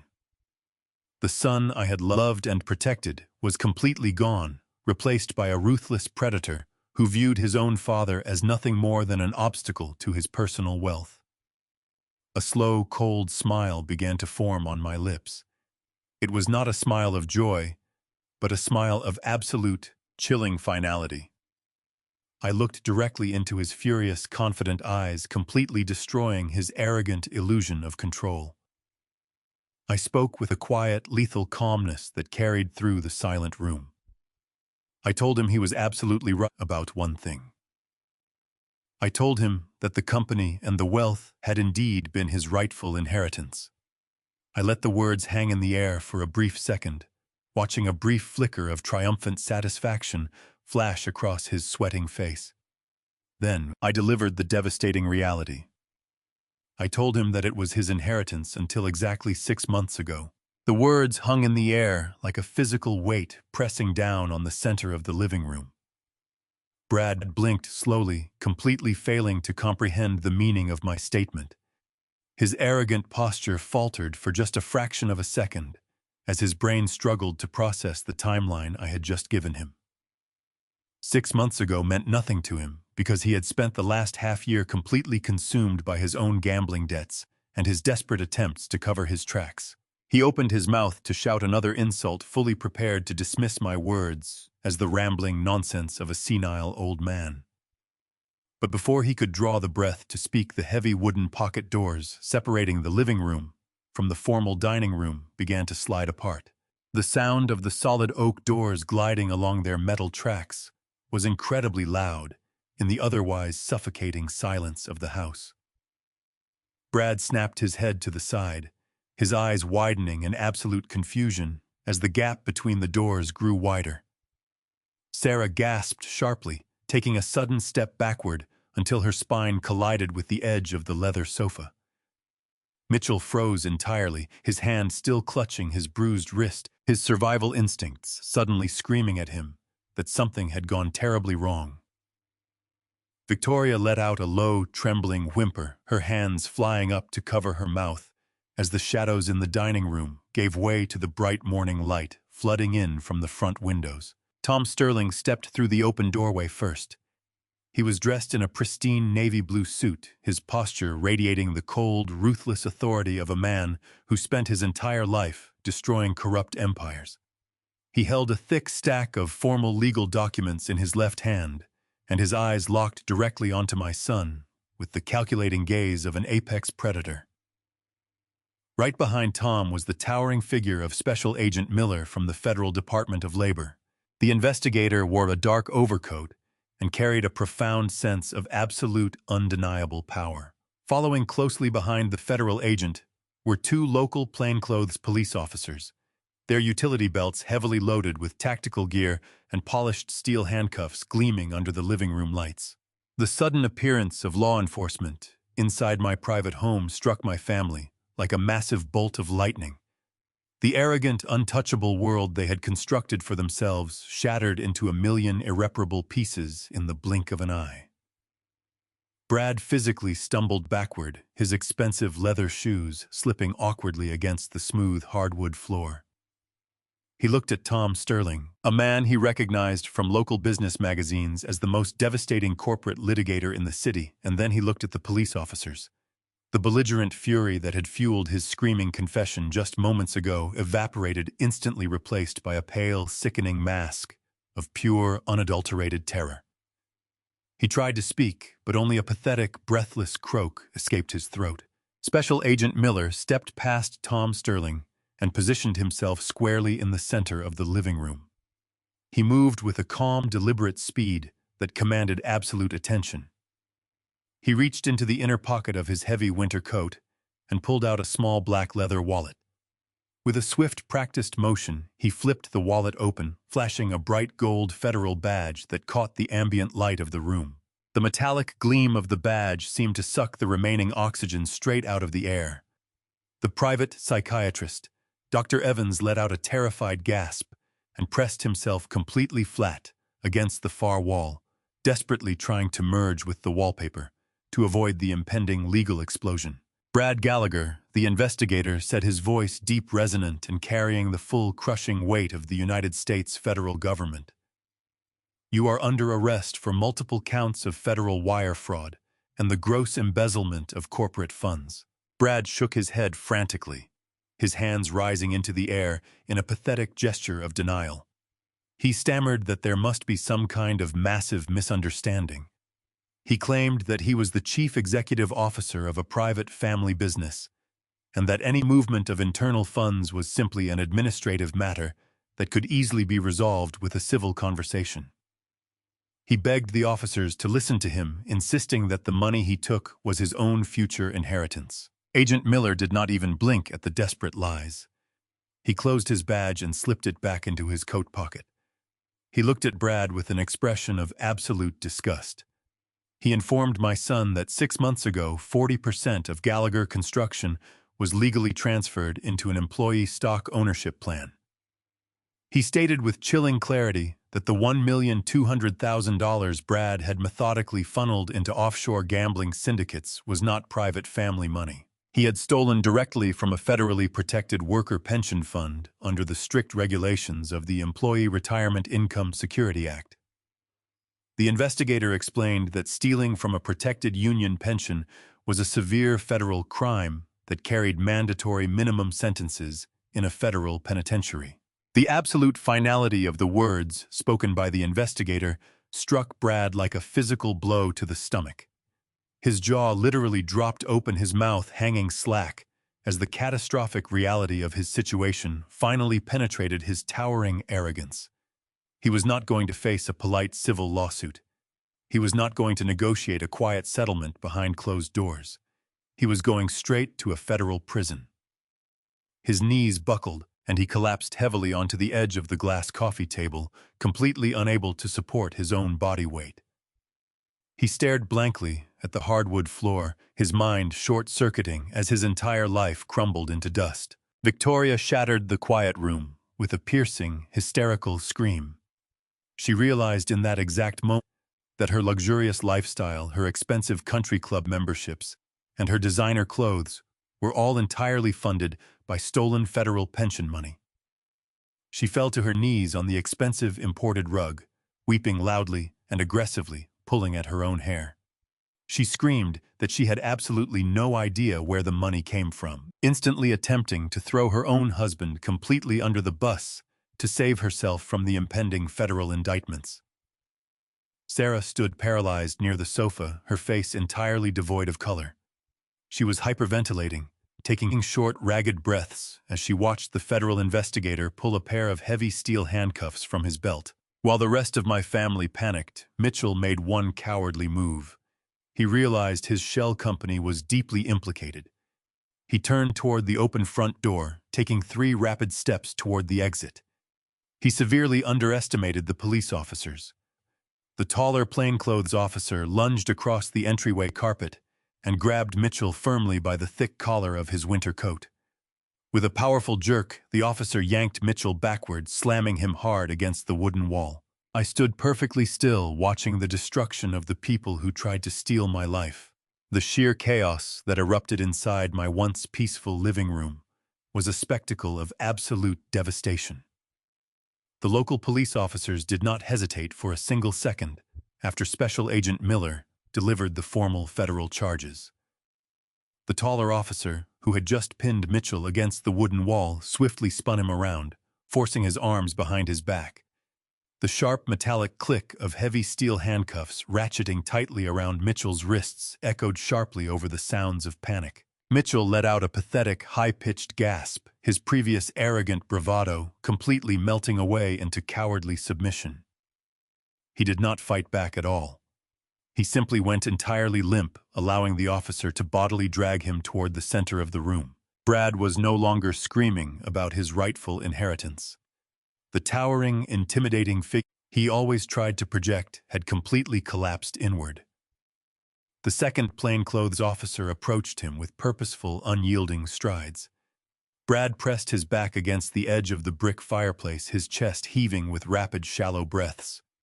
He raised his hands in a weak, trembling gesture of surrender, his eyes darting frantically around the room as if searching for an invisible exit. The officer grabbed Brad by his expensive winter coat, firmly turning him around and pushing his chest against the cold stone of the fireplace mantel. When the cold steel cuffs snapped securely around my son's wrists, a low, guttural sob finally escaped his throat. The monumental reality of his situation was finally crushing him. He was not going to a comfortable county jail for a few weeks of white-collar detention. I was facing 10 to 20 years in a maximum security federal penitentiary for massive pension fraud, and the absolute finality of that truth drained every last drop of blood from his sweating face. Sarah completely lost whatever fragile grip she still had on her sanity. She collapsed onto the expensive imported rug, falling entirely onto her knees in front of Tom Sterling and the federal investigator. The sophisticated, calculating woman who had meticulously forged my signature to buy a luxury yacht, was reduced to a weeping, hyperventilating child. She reached out with trembling hands, clutching at the hem of the investigator's dark overcoat. She cried out that she was innocent, screaming at the top of her lungs, that Mitchell had forced her to sign those fraudulent bank documents. She completely threw her own husband to the wolves without a single moment of hesitation, sobbing that she was just a victim of his terrible financial manipulation. Mitchell turned his head toward her, his face twisting into an ugly mask of pure betrayal, shouting back that it was her luxurious lifestyle that had driven them into massive debt in the first place. They turned on each other instantly, tearing their own marriage apart, right there on the living room floor, in a desperate, pathetic attempt to save themselves from federal prison. Victoria was in a similar state of total psychological collapse. She had backed herself into the far corner of the dining room, sliding slowly down the wall until she was sitting on the hardwood floor. She was pulling her own perfectly styled hair, ruining her expensive designer clothes. Loudly, mourning the sudden death of her country club memberships and her lavish spa retreats, she wailed that her entire social life in the affluent Chicago suburbs was completely destroyed. She did not shed a single tear for her husband, who was currently weeping against the fireplace mantel. She only wept for the stolen money she would no longer be able to spend. Amidst all this chaotic destruction, Dr. Evans saw what he foolishly believed was a brief window of opportunity. The sleek, highly paid private psychiatrist slowly picked up his black leather medical bag from the glass coffee table. He kept his head lowered carefully, sidestepping around Sarah's weeping form on the floor, inching his way quietly toward the open front entryway. He genuinely thought the federal agents and police officers were too distracted by the crying family members to notice him slipping away into the winter morning. He almost made it to the front door before a heavy, immaculate leather shoe stepped directly into his path, completely blocking his silent escape route. Tom Sterling stood firmly in the doorway, his hands folded neatly in front of his tailored navy blue suit. The ruthless corporate litigation attorney looked down at the trembling doctor with an expression of absolute withering contempt. Tom spoke in a low, terrifyingly calm voice that somehow cut through the loud sobbing of my children. He told Dr. Evans that leaving the property right now would be an incredibly poor decision. Tom informed the terrified psychiatrist that he had already drafted a comprehensive formal complaint regarding this morning's highly illegal activities. He explicitly stated that by tomorrow morning, the entire state medical licensing board would be thoroughly reviewing the doctor's active participation in a fraudulent scheme to enact a false involuntary psychiatric hold. Tom promised the doctor that his prestigious medical license would be permanently revoked, and he would likely be facing his own severe criminal conspiracy charges before the end of the week. Dr. Evans dropped his black medical bag onto the floor, his face turning an ashen shade of gray as his entire lucrative career vanished right before his eyes. I stood perfectly still by the large front window, silently observing the complete and total ruination of the people who had tried so desperately to ruin me. Special Agent Miller nodded to the local police officers, signaling that it was finally time to remove the suspects from the premises. The officers firmly grabbed Brad and Mitchell by their arms, hauling them toward the open front door. Sarah was pulled up from the floor, her legs trembling so violently she could barely walk.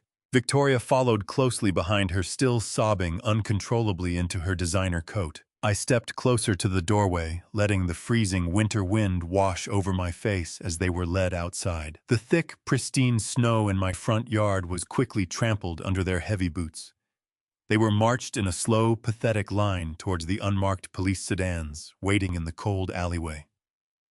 Brad looked back over his shoulder one last time before an officer pushed his head down to guide him into the back seat of the police vehicle. Our eyes met across the snow-covered driveway. There was no defiance left in his gaze, only profound, hollow despair.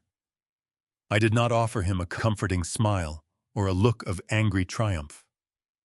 I simply looked at him with the cold, detached neutrality of a man saying a final goodbye to a stranger. The heavy car doors slammed shut, sealing them inside the vehicles. The engines roared to life, sending thick white clouds of exhaust into the freezing air. I stood on my front porch and watched the dark sedans slowly drive away, eventually disappearing around the corner of the quiet suburban street. The flashing red and blue lights faded into the pale morning sun, leaving my property completely silent once again.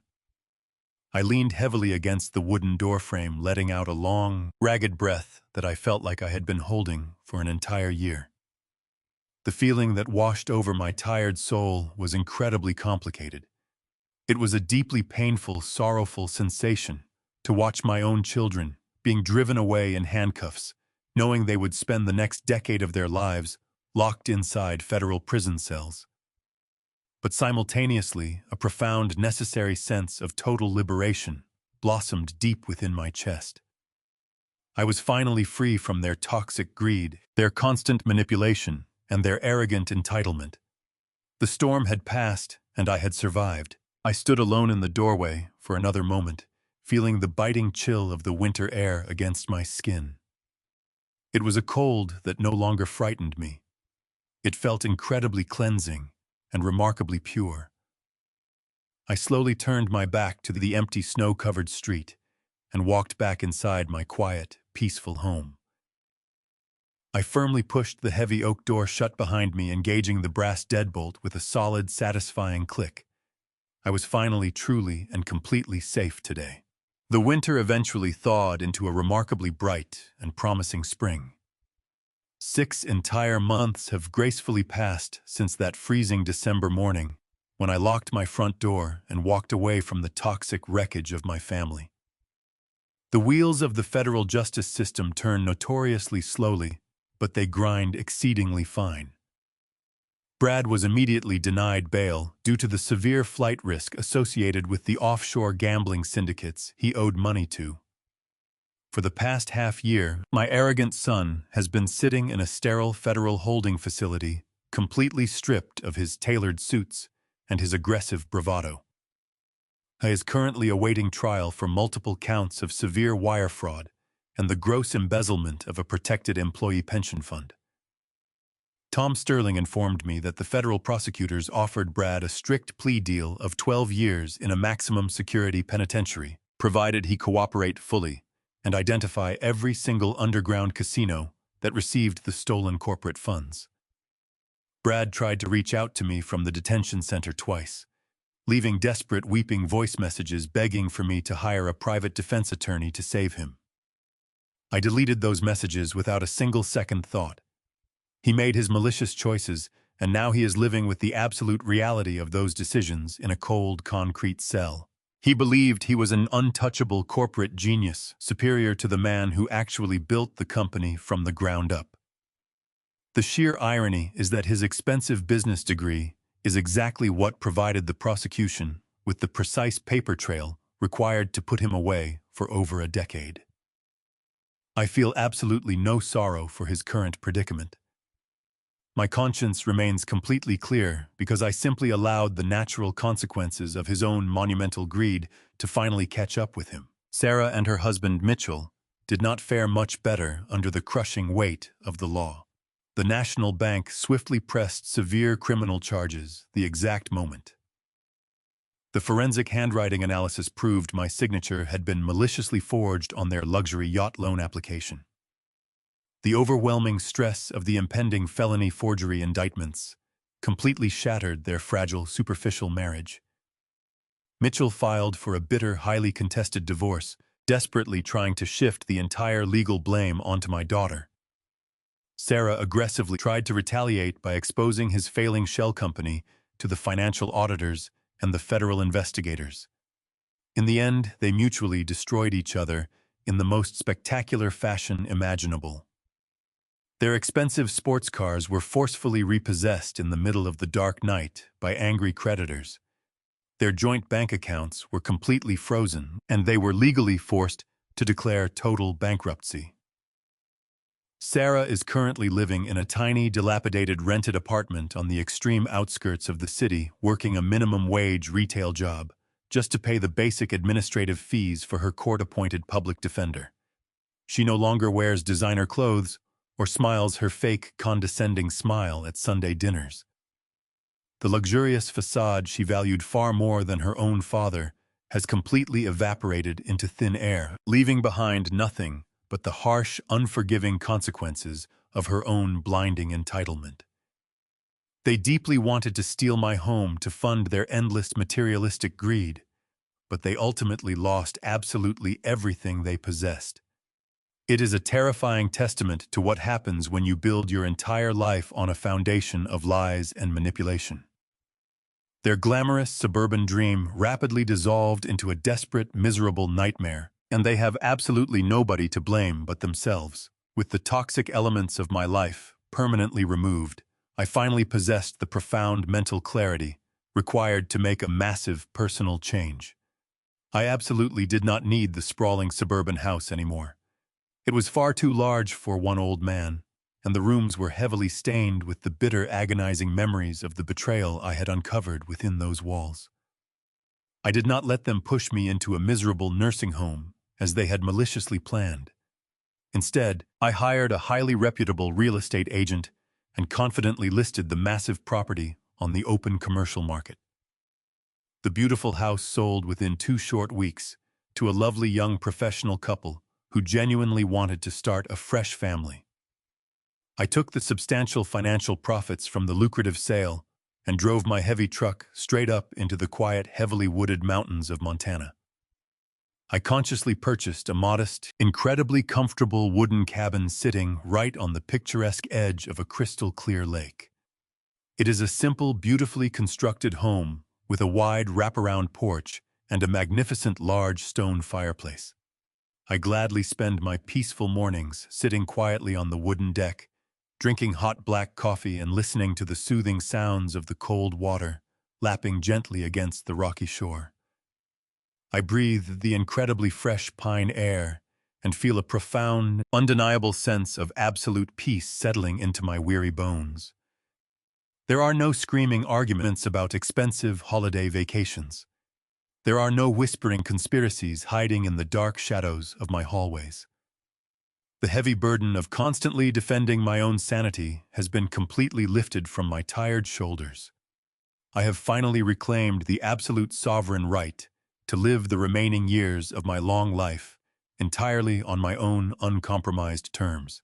This profound tranquility is exactly what I truly needed to properly heal my battered soul. But the absolute greatest joy of my newly reclaimed life ultimately came directly from the company I had painstakingly built with my own bare hands.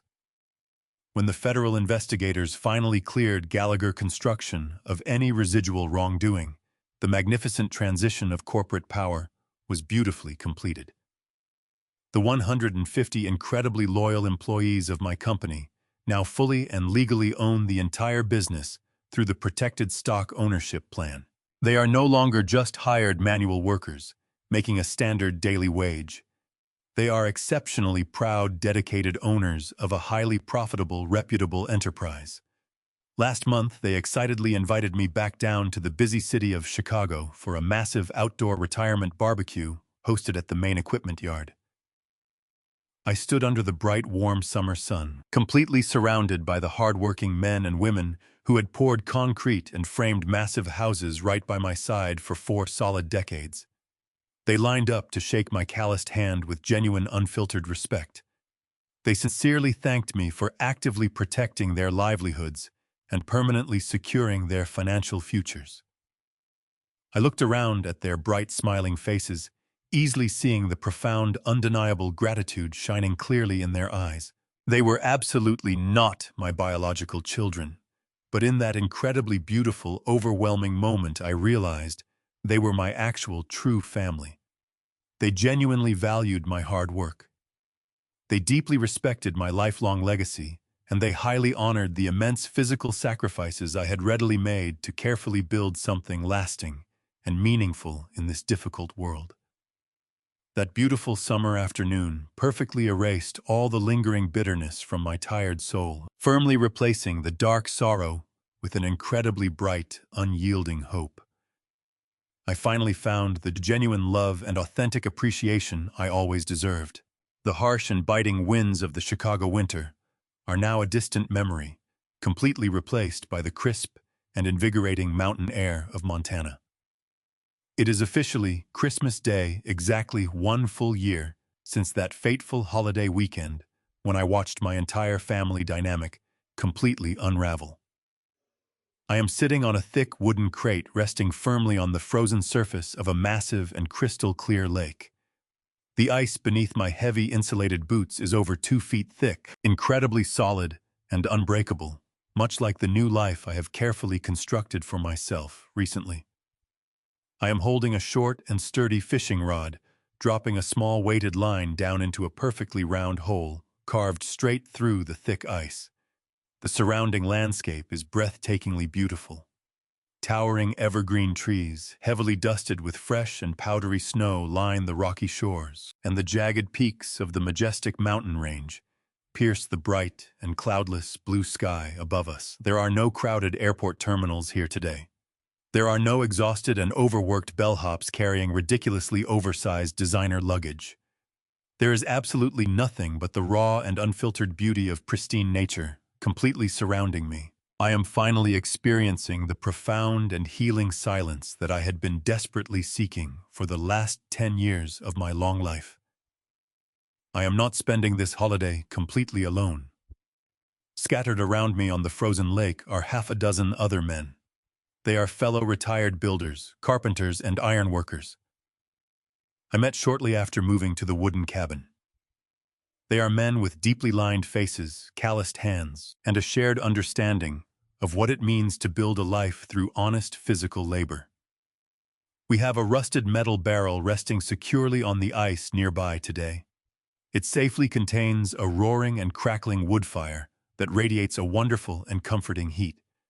The strong smell of burning pine needles mixes perfectly with the rich and dark aroma of strong black coffee brewing in a battered metal percolator resting on the edge of the dancing flames.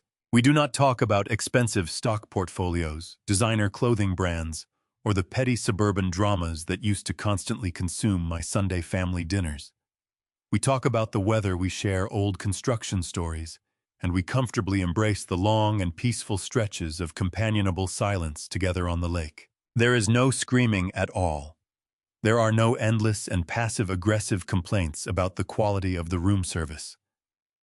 There are absolutely no staggering and $30,000 hotel bills waiting for me to blindly pay them. Everything here is incredibly simple, beautifully genuine, and profoundly real. As I sit quietly and watch my fishing line sway gently in the freezing water, my mind inevitably drifts back to my treacherous children. The federal prison, where Brad is currently serving his lengthy sentence, absolutely does not allow for a luxurious and overly indulgent Christmas morning for its many inmates. I know he is spending today in a small and heavily guarded concrete cell, wearing a standard issue uniform, surrounded entirely by the harsh reality of his own malicious choices.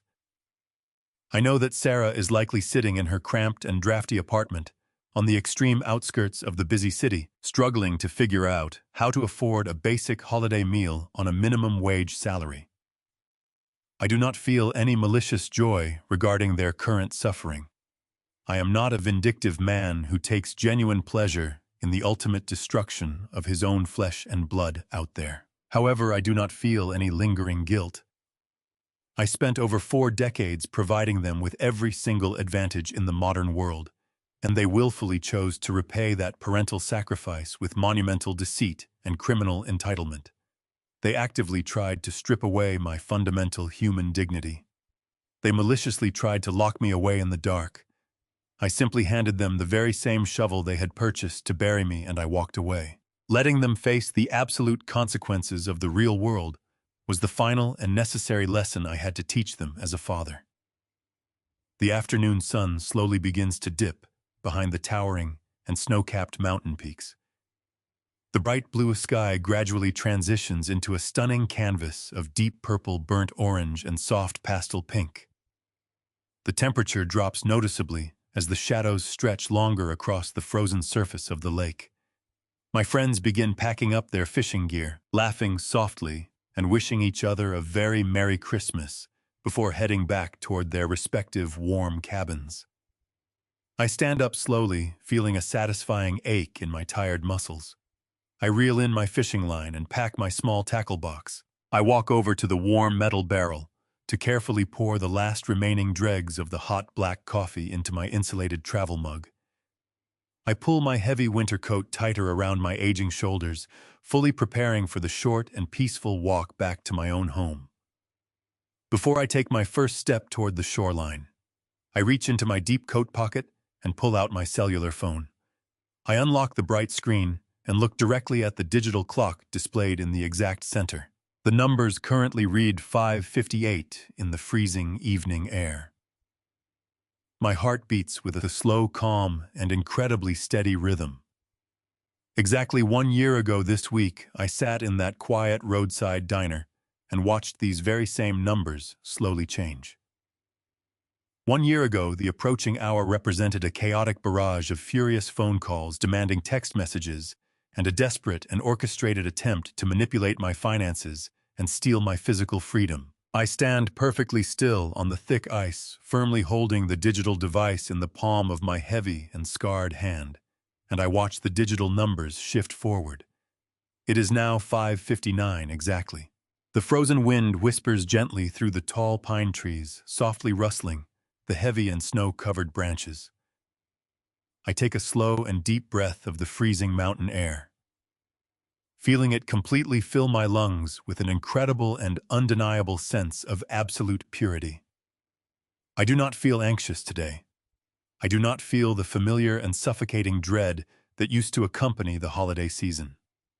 I am completely and utterly unburdened. The digital clock silently changes to exactly 6 o'clock in the evening. I stare at the bright screen, waiting patiently. The quiet seconds begin to tick by. 10 seconds, 20 seconds, a full minute passes. The phone remains completely dark and absolutely silent. There is no sudden and violent vibration. There are no frantic and screaming voicemails from stranded and entitled adults demanding that I fix their expensive problems. There are no desperate and calculated lies trying to convince me that I am losing my mind. The deafening and relentless noise that had plagued my existence for the past decade has been entirely eradicated from my life. The profound silence that surrounds me now is the beautiful and enduring silence of total and absolute peace and freedom. Blood makes you related, but absolute loyalty, genuine respect, and sincere gratitude are what actually make you family. We spend decades sacrificing our physical sweat and declining health to carefully provide our children with a comfortable life we never had, desperately hoping they will appreciate it. But sometimes providing far too much creates terrible monsters fueled by blind entitlement. True love as a parent is not allowing yourself to be constantly abused or financially drained dry.